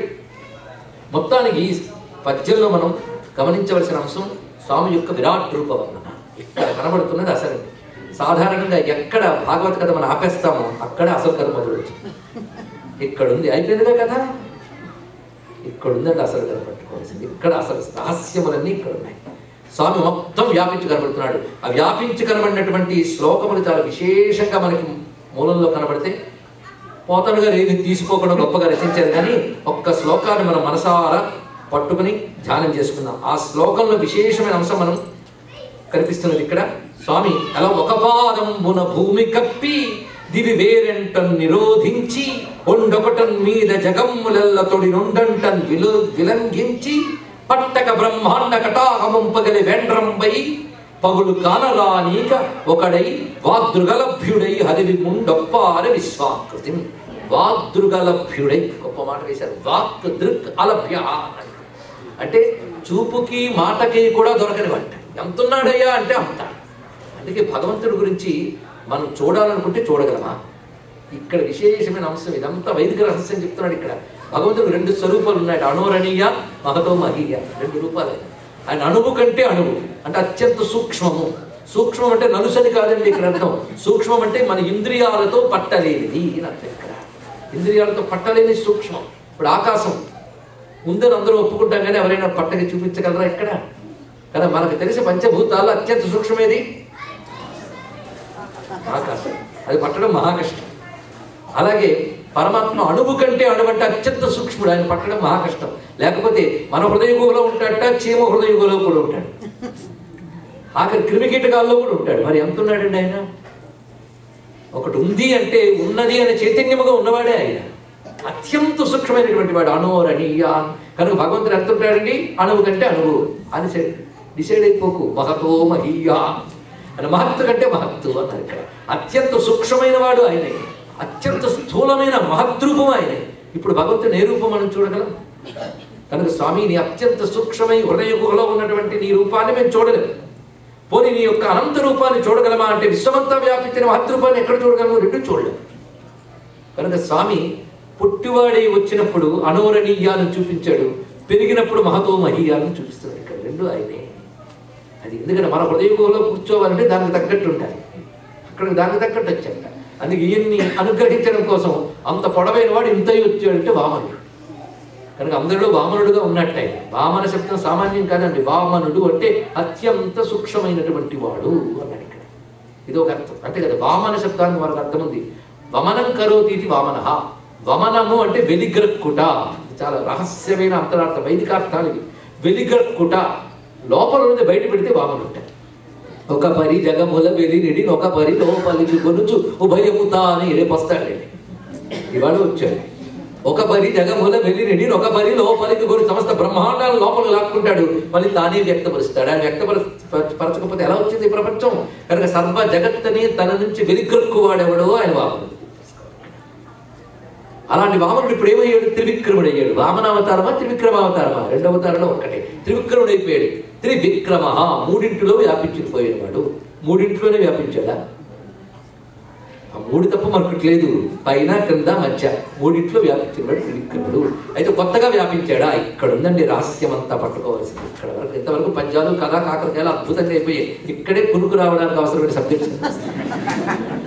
అసలు భాగంతో అది ఏం చేస్తాం? ఇక్కడుంది పట్టు. కొత్తగా ఆయన త్రివిక్రముడు కాలేదు అని ఎప్పుడూ త్రివిక్రముడే. ముల్లోకములో వ్యాపించిన వాడు ఆయన ఒక్కడే, ఇంకోడు లేడు. ఆ సత్యాన్ని ఇప్పుడు బలి చక్రవర్తికి చూపించాడు. చూసారా? అప్పుడు వేలాత్మన రావలంతులు గడుస్తున్నాయి. ఆ సత్యాన్ని బలి చక్రవర్తికి ఇప్పుడు ప్రకటించాడు స్వామి. అంతే. ఉన్న సత్యాన్ని చూపించాడే తప్ప కొత్తగా ఆయన వ్యాపించలేదు. ఇది తెలుసుకోవాలి. అందుకే ఇక్కడ వర్ణనంతా ఏం చూపిస్తున్నాడంటే విరాట్ రూప వర్ణన. పురుష సూక్తం అంతా ఇక్కడ కనబడుతుందండి. పురుష సూక్తం మొత్తం విశ్వమంతా వ్యాపించబోయే సూర్యచంద్రులు ఎవరికి నేత్రములో అటువంటి స్వరూపం. జగత్తులో వీస్తున్న వాయువు ఎవరికి ఊపిరో అటువంటి స్వరూపం. సర్వదేవతలు మొత్తం త్రిభువన వంశం విష్ణుమీశన్నమామి ఆ స్వరూపాన్ని చూపిస్తున్నాడు. భూపాదౌ యస్య నాభిర్వేదశరణశ్చంద్ర సూర్యోచనేత్రే కర్ణా వాసా శిరోజ్యోర్ముఖోపి దహనో యస్య వాస్తేయమద్ది అంతస్థం యస్య విశ్వం సుర్నర ఖగో భూమి గంధర్వదైత్యై విచిత్రం రమ్యతేతం త్రిభువన వపుషం విష్ణుమీశం నమామి. తన సర్వవ్యాపక తత్వాన్ని చూపించాడు. విష్ణు అంటేనే వేష్టి వ్యాప్నోతి ఇది విష్ణు. వ్యాపించిన తత్వాన్ని చూపించాడు. వెంటనే ఈ లోకం నాది ఆ లోకం నాది నాకు ఇచ్చేవి, ఈ లోకం నీదేమిటే, ఈ లోకం నేనే తెలుసుకో. వెంటనే మరో మాట అన్నాడు. అబద్ధమాడు. ఏం చేస్తావు ఇప్పుడు? 3 అడుగులు అన్నా, 2 అడుగులు అయిపోయింది. 3వ అడుగుకి ఏం చేస్తావు? ఇక్కడ వచ్చిందని సమస్య. అప్పుడు వెంటనే 3వ అడుగు ఇవ్వనంటే లెక్క కదా. వెంటనే పిలిపించాడు. గరుత్మంతుడిని కట్టిపెట్టేయి అన్నాడు. ఇక్కడ వీడు నా బాకీ పడ్డాడు. 1 అడుగు ఇవ్వలేకపోతున్నాడు. ఎందుకంటే వీడికి ఉన్నదంతా అయిపోయింది. 2 అడుగులతో అయిపోయింది. 3వ అడుగుకి ఇంకా బాకీ పడ్డాడు కనుక ఇతన్ని కట్టిపెట్టేయి అన్నాడు. వెంటనే వచ్చి కట్టిపెట్టేశాడు గరుత్మంతుడు. కడితే అలా కూర్చున్నాడు మహాత్ముడు. ఏమంటావు ఇప్పుడు? ఏమంటాను? ఇచ్చి తీరుతానంటారు. సునృతం బెగాలి సుడియదు నా జిహ్వా నేను సత్యం తప్ప అబద్ధమాడను, బొంకు నాకు లేదు, నేను అబద్ధం లేదు, అందుకు ఇచ్చి తీరుతాను సుమా. అందుకే స్వామి నీ తృతీయ పదము నిజమునా శిరమునా నెలవు చేసి ఉంచు నిర్మలాత్మ అని ఇక్కడ నీ యొక్క పాదాన్ని నా తలపై పెట్టవయ్యా అని అడిగాడు. ఇక్కడ కూడా మనం ఆలోచించవలసిన గొప్ప అంశం ఉన్నదండి. ఇక్కడ నెలవి చేసి పెట్టు నిర్మలాత్మ అని అడిగిన దాని మూలంలో కరోమ్యుతం తన్న భవే ప్రయోజనం పదం తృతీయం కురు శీర్షిమే నిజం. కురు శీర్షిమే నిజం నా తలపై పెట్టాడు. వెంటనే మనకు సీన్ గుర్తుకొస్తుంది. తల మీద పెట్టాడు, తొక్కు పెట్టేశాడు దాని బొమ్మ. కానీ తలపై పెట్టని అడిగి నేను పెట్టలేదండి. అది తెలుసుకోవాలి. తల మీద పెడితే అయిపోయిందా? తల మీద పెడితే గడుగు అయిపోతుందా? ఇక్కడ ఆలోచించవలసిన అంశం. మొత్తం కింద లోకం అంతా తీసుకున్నాడంటే ఈయన ఎక్కడున్నాడు? అందులో ఉన్నాడుగా. మరి ప్రత్యేకంగా తల మీద పెట్టాలా? అందులో ఉంది రహస్యం. పట్టంతా ఇక్కడ ఉన్నది. నా తల మీద పెట్టంటే అర్థం ఇంతవరకు నావి నీకు ఇచ్చేశాను, ఇప్పుడు నన్ను నేను ఇచ్చుకుంటున్నాను. ఇది చెప్తున్నాను ఇక్కడ. అది విశేషం. ఇక్కడ నా అయిన లోకములు ఏవైతే ఉన్నాయో అవి 3 అడుగులు అన్నాను, అనుకున్నాను 3 అడుగులు ఇచ్చిగలని. నీ అడుగులతో నువ్వు లెక్క చూసావు. కానీ నావి అనుకున్న లోకములు 2 అడుగులకి అయిపోయాయి. నాదంతా అయిపోయింది, ఇంక మిగిలింది నేనే. అది కూడా ఇచ్చేస్తున్నాను, తీసుకున్నాను. సభాష్, ఇంతకంటే ఏం కావాలయ్యా? అందుకే బలంటే ఆయనేనండి. బలైపోయాడు కదా. బలైపోవడం అంటే అర్థం ఏంటి? ఇక్కడ బలి అంటే అర్థం ఏంటి? కత్తి పట్టి నరికేయడం కాదు. బలి అంటే బలి అనగా సమర్పణం, పూజ. బలి పూజాయా అని అర్థమే చెప్తుంది శాస్త్రం. బలి అనగా పూజ, పూజ అనగా సమర్పణ. సమర్పణ నిజంగా బలి చక్రవర్తి ఒక చక్రవర్తి పేరు ఆలోచిస్తే తత్వము పేరు. అసలు పూజ అంటే బలి పూజ కావాలండి. అలాంటి పూజ కానీ చెయ్యగలిగితే సర్వవ్యాపకుడైన విష్ణువుని చూడగలం. ఇది దీనిలో చెప్తున్నటువంటి ఆంతర్యం. విష్ణువు తన సర్వవ్యాపక స్వరూపాన్ని నీకు ఎప్పుడు చూపిస్తాడు? నువ్వు బలివైతే, నువ్వు బలి చేయగలిగితే. బలి చేయడం అంటే అవతల వాడి తల నరకడం బలి కాదు. నువ్వు నిన్ను బలి చేసుకో. బలి ఎలా చేయాలో చూపిస్తున్నాడు ఇక్కడ. మొట్టమొదటి బలి ఏం చేశాడు? తన యొక్క సమస్త భువనములు ఏవైతే తాను ఇంతవరకు సాధించాలని అనుకున్నాడో ముల్లోకాలు అవన్నీ కూడా 2 అడుగులకు అయిపోయాయి. అంటే నావి అనుకున్నవన్నీ అయిపోయాయి. చివరికి నేను అన్నది ఇచ్చేశాడు. మొదటిది మమకారం, రెండవది అహంకారం. తెలుసుకోవాల్సింది ఇవి 2 వదులుకోవడం మహా కష్టం ప్రపంచంలో. మొదట మమకారాన్ని విడిచిపెట్టాడు, తర్వాత అహంకారాన్ని కూడా విడిచిపెట్టాడు. ఈ 2 ఎప్పుడైతే విడిచిపెట్టాడో సంపూర్ణమైన సమర్పణమైంది. ఇది తెలుసుకోవాల్సింది. ఇక్కడ భాగవతం చెప్తున్న అద్భుతమైన విశేషం ఏంటంటే ఆత్మనివేదన అనే దానికి వచ్చేటువంటి ఒక ఉదాహరణ. మమకార అహంకారాలని స్వామి చరణాలకు అర్పించాడు అడుగులకి. ఇంకేం కావాలి ఇక్కడ? మమకార అహంకారాలు 2 అర్పించాడు. ఎప్పుడు ధన్యుడైపోయాడు. ఎప్పుడైతే మమ అయిపోయిందో వెంటనే కట్టి పెట్టేశాడు. అందమైన మాట. ఆయన కట్టి పెట్టకపోవడం వల్లే అడ్డదిడ్డగా తిరుగుతున్నాం. కట్టి పెడితే ఎంత బాగుంటాం. పెంచుకున్న కుక్క అయినా విడిచిపెడితే ఊరంతా తిరిగి పాడు చేస్తుంది. కట్టి పెట్టి నాది అని పెట్టుకుంటే దానికి ఎంత బాగుంటుంది ఓనరు. అలాగా మమ ఇచ్చి కానీ కట్టేశారు. ఇది నావాడన్నారు. ఎంత ప్రేమ చూపించారు ఇక్కడ. బయటకు చూస్తే శిక్షించినట్టు కనిపిస్తుంది, అసలు నిజాన్ని రక్షించినట్టే. చాలా సామాన్యమైన అంశం కాదు. అదే పైనుంచి చూస్తున్నట్టు దేవతలు ఎప్పుడైతే నన్ను నేను ఇచ్చుకున్నాడు అన్నాడో వెంటనే కుసుముష్టి కురిపించారు. ఎవరి మీద? విష్ణువు మీద కాదు, బలిచక్రవర్తి. శత్రువు లేని దేవతల చేత కూడా పూలవాన కురిపించుకున్న మహానుభావుడు బలిచక్రవర్తి. ఆయన త్యాగం చేయగానే దేవతలు కూడా ఆనందించి పూలవాన కురిపించారు మహానుభావుడు. ఇటువంటిది ఇంతవరకు ఎవరు చేయలేదు. అయ్యా ఎంత కాదన్నా నాకంటూ కొంత ఇచ్చుకునే ఎవడైనా ఇస్తాడు, కానీ నీదంటూ మిగలదు అని తెలిసినా ఎవడైనా ఇవ్వగలడా? ఆయనకి ఇచ్చేది తెలియలేదు, ఇవ్వక ముందే తెలిసింది. అది మర్చిపోవద్దు. అందుకే శుక్రాచార్యులు కదా ఆయన మొత్తం తీసేసుకుంటాడు. విష్ణువు కనుక వంచనకు అవకాశం లేదు. వంచన ఎలా అవుతుందండి? తెలిసి ఇచ్చాడు. వంచనకు అవకాశమే లేదు. పైగా ఏం జరుగుతుంది రిజల్ట్ చెప్పేశాడు. గురువు గారు అబద్ధం ఆడతారా? సర్వనాశనం అయిపోతావు, పోతే పోయాను. తెలిసి ఇచ్చాడు. ఇక్కడ తన సర్వ సంపదలు నాశనం అవుతాయన్నా ఎవడైనా సిద్ధపడతాడా? లేదండి మాట కమిట్ అయ్యంటే ఒకవేళ తప్పినా తప్పు లేదు గురువే చెప్పాడు. ఇంకెనికి బాధ ఏంటి? కనుకనే తెలిసి సర్వము పరిచయించడం అనేది సామాన్యమైన విషయం కాదండి. ఇది ఎవరికి ఉంటుందయ్యా ఇలాంటి లక్షణము అంటే? ఒకవేళ నాదని పెట్టుకున్నా నాదిగా మిగలదు కదా అని ఎరుక కలిగిన వైరాగ్యవంతుడు ఉంటుంది. అలాంటి వివేక వైరాగ్యములు కలిగిన మహాభక్తుడు, జ్ఞాన వైరాగ్యములు కలిగిన మహాభక్తుడు బలిచక్రవర్తి. అది గ్రహించవలసిన గొప్ప అంశం. అయితే ఇక్కడ నేను ఇలాగే చెప్పేకపోతే రేపొద్దు నేను ఒకటి చెప్పడం మర్చిపోయాను అంటారు నాకు తెలుసు. అందుకే నేను గుర్తు చేసుకుని మరీ చెప్తున్నాను.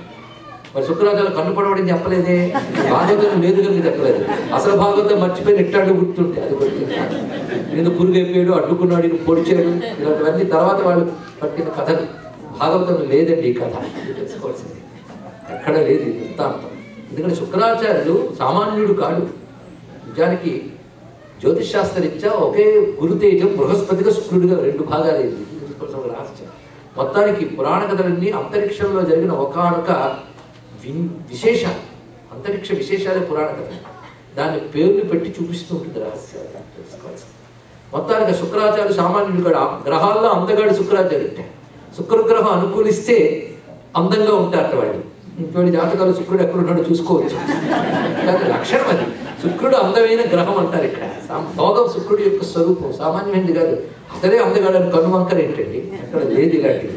తర్వాత వాళ్ళు ఎవరో కల్పించుకున్న కథ, ఈ పిట్ట కథల్లో పుట్టుకొచ్చినటువంటి కథ ఇది. మొత్తానికి శుక్రాచార్యులు గురువుగా తెలిసిన వెతికి చెప్పలేదు అనకుండా తాను మొత్తం రాక్షస జాతిని కాపాడవలసిన వాడు కనుక తన బాధ్యతగా తను చెప్పాడు. అంతకుమించి మరేం కాదు. జ్ఞానంలో ఆయన గొప్పవాడి, సామాన్యుడు కాదు. అందుకే విష్ణువుని పోల్చుకోగలిగేటట్టే నేను మహర్షి తెలిసింది. ఎవరు పోల్చుకోలేకపోయారే, ఆయనే పోల్చుకున్నాడు. మొత్తానికి ఎప్పుడైతే దేవతలు కుశవృష్టి కురిపించారో వెంటనే దిగొచ్చాడు ప్రహ్లాదు. వైకుంఠ ధామం నుంచి దిగొచ్చాడు. వచ్చి నిజానికి నేనేదో అనుకున్నాను కానీ నా మనవడు నాకంటే మించిపోయాడు. ఎందుకంటే మహా అయితే ఇంద్రపదం ఉండదు, అంతే కదా. అని ఒక గొప్ప మాట అంటాడు, ప్రతివాడు గుర్తుపెట్టుకోవాల్సింది. తత్వజ్ఞునకు మహేంద్రత్వమేలా. గొప్ప మాట ఇక్కడ. తత్వజ్ఞునకు మహేంద్రత్వమేలా. తత్వజ్ఞానం కలిగిన వాడికి ఇంద్ర పదవి ఇంకో పదవి ఎక్కడ వాటి దృష్టి ఉండదు కదా. అందుకు తత్వజ్ఞునకు మహేంద్రత్వమేలా. ఒకవేళ నీకేది ఇవ్వకుండా ఉన్నాడు అనుకో గురువు మాట విని, ఆయన ఇంద్ర పదవి దక్కేది. కానీ తత్వం తెలిసిన వాడికి ఇంద్ర పదవి అక్కరే లేదు. ఇది తెలుసుకోవాలండి. కొంతమంది ఏమంటే ఉపనిషత్తు చదివేరండి అని కొత్త అహంకారంగా ఫిలసాఫికల్గా మాట్లాడుతూ ఉంటారండి. ఇది ఎంతసేపు అంటే చదువుకున్న వాడు కలబడినప్పుడు వాడు పక్కకు పోతే వీడు మళ్ళీ మామూలే. పలుకుతున్నది వేదార్థం, బుద్ధి మాత్రం కాస్త ఇంట్లో పిల్లలకి అనారోగ్యం చేస్తే ఎలా అవుతుందో దండం పెట్టుకునేది. మనం ఆలోచిస్తున్న మన స్థాయి ఏమో ఇక్కడ, మన కబుర్లేమో అక్కడ. ఇది తెలుసుకోగలగాలి ఇక్కడ. అందుకే మనం లోకాన్ని అంటి పెట్టుకుని దేహాత్మాభిమానం ఉన్నంతకాలం ధర్మము పెద్దలు మాటలు పాటించి తీరాలండి. నాకు తెలియక అడుగుతానండి, నువ్వు తెలియకే అడుగుతున్నావు. మహర్షులు దాన్ని వీడు కుతక్కాలు చేస్తారు. వాళ్ళు ఎందుకు చేశారు, వాళ్ళు ఏం చేశారు ఎవరు చెప్పండి. పాటించితే ధరించిపోతావు, అంతే కదా. మహర్షుల యొక్క జ్ఞానము పాటిస్తూ ఉంటే తెలుస్తూ ఉంటుంది, ప్రశ్నిస్తూ ఉంటే తెలియదు. తెలుసుకోండి. సాధన చేస్తూ ఉంటే సమాధానం లభిస్తుంది, సాధన చేస్తూ ఉంటే సమాధానం లభిస్తూ ఉంటుంది, తర్కిస్తూ ఉంటే లభించింది. ఇక్కడ ఎంత వర్ణించినా అందులో దిగితే ఎలా ఉంటుందని దిగేది తెలుస్తుంది. అంతే. దిగితే ఎట్లుంటుందంటే చల్లగా ఉండును, లోపలికి వెళ్ళగానే ఊపిరి ఆడకుండా ఉండును అంటే ఓహో అంటాడే కానీ అనుభూతి ఎక్కడ దిగితే తెలుస్తుంది. అనుభవించాలి. అనుభవానికి సాధనే మార్గం తప్ప ప్రశ్న మార్గం కాదు. తత్వజ్ఞులకు మహేంద్రత్వం ఇలా గొప్ప మాట చెప్పాడు. తత్వజ్ఞానం తెలిసిన వాడయ్యా ఇంకా సామాన్యమా ఇతడు. మొత్తానికి నువ్వు ఎవరిని అనుగ్రహించదలుచుకున్నావో వారిని ఇలా కట్టి పెట్టేస్తావయ్యా. కనుక ఇతడికి అంత ప్రేమ నీ యొక్క కృప లభించింది అంటే నువ్వేనా అర్థం చేసుకున్నావు అన్నాడు విష్ణువు. ఎందుకంటే శిక్షకాలయ్యా రక్ష. అతను ఇంద్రుడికి సిగ్గుపడ్డట. ఇంత అయిన రాజ్యం నాకు వచ్చింది. ఇతడుకో విష్ణువు యొక్క సంపూర్ణమైన అనుగ్రహం లభించింది. గొప్ప మాట ఇక్కడ అంటాడు. నారాయణుడు తన నోటితో చెప్తున్నటువంటి గొప్ప మాట ఇది. అజేషీద్ అజయాం మాయాం సీదన్నపి నముహ్యతి. గొప్ప మాట ఇక్కడ. అజేషీద్ అజయాం మాయా. అజయ అయిన మాయని జయించాడు ఇతడు సామాన్యుడా అన్నాడు. అజయ అజయ అని పేరు మాయిక. మాయిక పేరు అజయ అంటే దాన్ని దాటడం మహా కష్టమది. దైవీయేష గుణమయి మమ మాయా దురత్యయ. మాయను దాటడం మహా కష్టం. కబుర్లు కోటి చెప్పచ్చు కానీ ఎవడు ఉపనిషత్తు ఇట్టించట్టు అట్టించట్టు వెనక నుంచి చెప్పగలడు, ముందు నుంచి చెప్పడం ఏం ప్రయోజనం. మాయను జయించడం మహా కష్టం. తెలుసుకోండి. ఇక్కడ మాయ భయంకరమైనది. తెలిసినట్టే అనిపిస్తుంది, ఏమి తెలియదు ఇక్కడ. అది మాయ. దాన్ని జయించడం మహా కష్టం. ఎన్ని కబుర్లు చెప్పండి. శంకర భగవత్పాదుల వారు ఒక మాట చెప్తారు. శృతి శతాధిక సహస్రాన్ని అంటే వేల కొలది వేదములన్నీ పఠించినప్పటికీ కూడా క్రియకొచ్చేటప్పటికల్లా పశువుల కంటే అసహ్యంగా ప్రవర్తిస్తారే వీళ్ళు ఏం వేదాంతులయ్యా శంకర భగవత్పాదులు చెప్పండి. ఆ కారణం చేతనే మాయను జయించడం మహా కష్టం. ఇతడు దాన్ని జయించాడు. లేకపోతే తెలిసి తనదనుకున్న సమస్త సంపదలు ఇచ్చేసాడు. తనని తాను ఇచ్చుకున్నాడు. తనది ఇచ్చాడు, తనని ఇచ్చాడు. ఇంకేం కావాలి ఇక్కడ. అలాగే తననివి తనని రెండు ఇచ్చుకున్న వాడికి నన్ను నేను ఇచ్చుకుంటాను అన్నాడు. ఏం కావాలి ఇక్కడ. అందుకే ఇంద్రుడికి స్వర్గం దొరికింది, బలికి విష్ణువు దొరికాడు. కావాలి. విష్ణువు దొరికాడు, సర్వవ్యాపకుడైన విష్ణువు దొరికాడు, ఇంకేం కావాలి ఇక్కడ?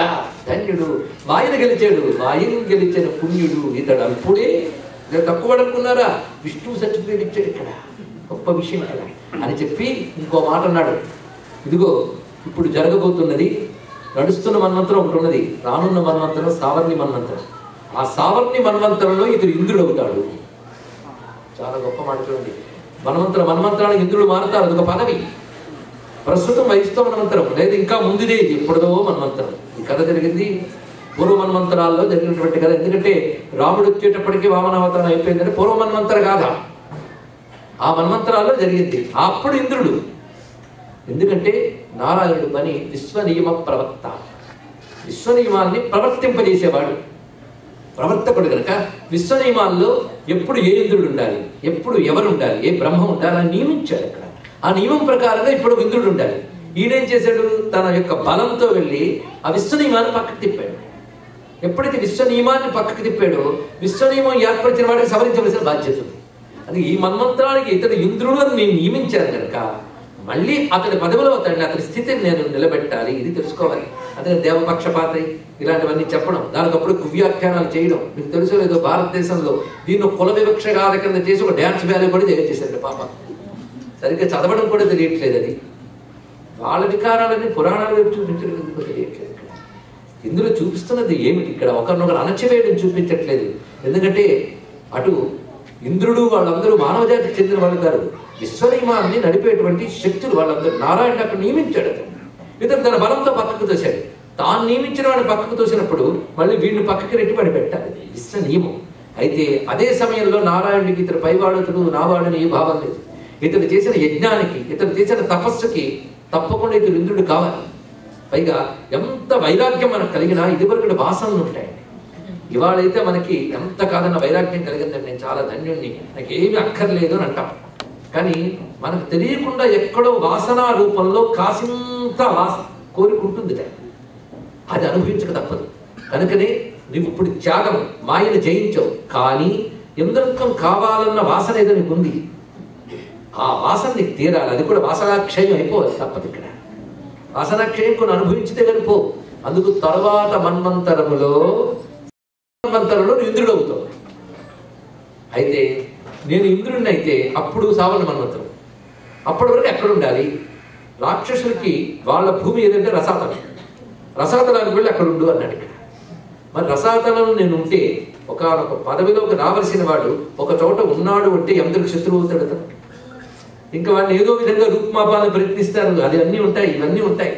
ఆ కారణం చేత రసాతలంలో నువ్వు ఉంటే నిన్ను నీ పరివారాన్ని కాపాడడానికి నేను నా పరివారము నీ కాపలా కాస్తామని చెప్పాడు. ఇక్కడ రక్షించేహం, నేను రక్షిస్తాను. సానుగం సపరిచ్ఛదం, నీ పరివారాన్ని నీ సంపదల్ని నేను కాపాడుతాను, నీ గుమ్మం ముందు కాపలాగా ఉంటుంది. ఇప్పుడు చెప్పండి, విష్ణువు కాపలాగా రేపాడు ఎవరికి? బలిచక్రవర్తి. ఇంత భాగ్యం ఇంద్రుడికి దక్కిందా? కానీ ఇప్పుడు ఎవరిని ఆయన అనుగ్రహించినట్లు? బలిచక్రవర్తిని. ఎందుకంటే సర్వ జగత్తు ఎవరి పాదాల మీద పడి ఎవరి గుమ్మాల ముందు ఎవరి వాకిలి ముందు ఉంటుందో ఆయన బలిచక్రవర్తి వాకిలి ముందు రక్షకుడుగా ఉన్నాడు. ఇంతకంటే ఇంకేం కావాలండి? ఇక్కడ ఇలా ఉంటాడు మళ్ళీ సావన మన్వంతరం వరకు కూడా రసాతలు. రావణాసురుడిని కలిసేట అక్కడ, అది రామాయణంలో కనబడుతున్నటువంటి గాథ.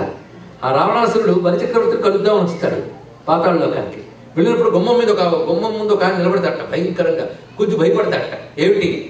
బలిచక్రవర్తిని కలవడానికి. అయితే లోపలికి వెళ్ళాడట. లోపలికి వెళ్ళి బలిచక్రవర్తితో మాట్లాడుతుంటాడు. ఇంతగా విష్ణువు ఎంత పని చేశాడు, నేను మోసం చేశాడు, ఇవన్నీ అంటాడు. అవునా, చాలా సంతోషం.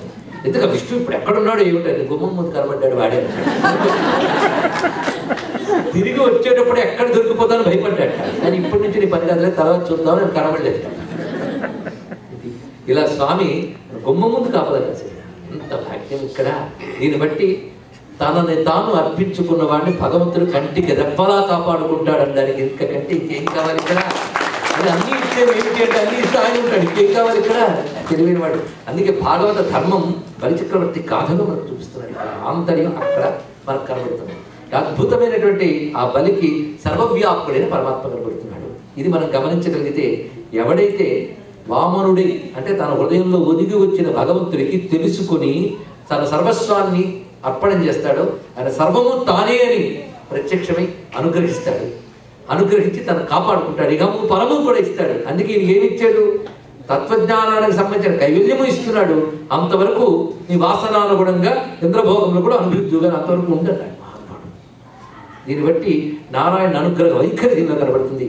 ఈ దివ్యమైన బలిచక్రవర్తి గాథ చెప్పి విశేషంగా సుఖయోగులు అంటున్నారు, దీనిని ఎవరైతే దేవపితృకర్మల యందు పఠిస్తారో వాళ్ళకి కర్మలోపములు లేకుండా పరిపూర్ణమైన ఫలితాన్ని ఇస్తుందయ్యా అన్నాడు. ఇక్కడ అంత రమ్యమైన అంశము ఈ గాథలో కనబడుతున్నది. అది వేదములో చెప్పబడి ఇదం విష్ణు విచక్రమే త్రైధానదే పదం అనే విష్ణు సూక్తము కథారూపంలో దర్శనమిస్తే వామన చరిత్ర. అది వేదములందు చెప్పబడ్డ భగవత్ తత్వానికి కథారూపములే అవతారములు. గమనించే అవతారముల యొక్క కొత్త ఫోకస్, కొత్త లైట్ ఈ కోణంలో చూడండి ఒక్కొక్క అవతారాన్ని. ఇంత భవ్యమైన అవతారాన్ని మనం ఇవాళ చెప్పుకున్నాం. అలాగా బలిచక్రవర్తిని అనుగ్రహించి ఇంద్రుడికి తన పదవిని తానిచ్చి లోక నియమాన్ని కాపాడిన వాడు ఉపేంద్రుడి వచ్చినటువంటి వాడు. ఉపేంద్రుడు అంటే వైస్ ప్రెసిడెంట్ లాగా వైస్ ఇంద్ర కాదండి, ఉపరి ఇంద్ర ఉపేంద్ర. గొప్ప విషయం. ఉప సమీపే ఇంద్ర ఉపేంద్ర. ఇంద్రుడికి దగ్గర ఉంటాటప్పుడు. ఎందుకంటే ఇంద్రుడికి ముల్లోకాల పాలన అప్పచెప్పాడు. నా వల్ల అవుతుందా అని. నీ వల్ల ఏం కాదు. అందుకే నేను గమనిస్తూ ఉంటాను. అందుకే ఎప్పుడు ఇంద్రుడికి పనిచ్చి చేసే శక్తినిచ్చి దగ్గరుండి చూస్తున్నట్ట. ఎప్పుడైనా తేడా వస్తే సెట్ చేస్తాట. ఇంద్రుడికి తమ్ముడుగా పుట్టాడు కనుక చిన్నవాడేం కాదయ్యా, ఉపరి ఇంద్ర. ఇంద్రుడికి పైవాడే ఉపేంద్ర. ఎలా వచ్చాడు? వామనుడు వచ్చాడు. వచ్చినవాడు ఎలా ఉన్నాడు? పొడుగైపోయాట. పొడుగు అనే మాటకు ప్రాంశు అని అర్థం.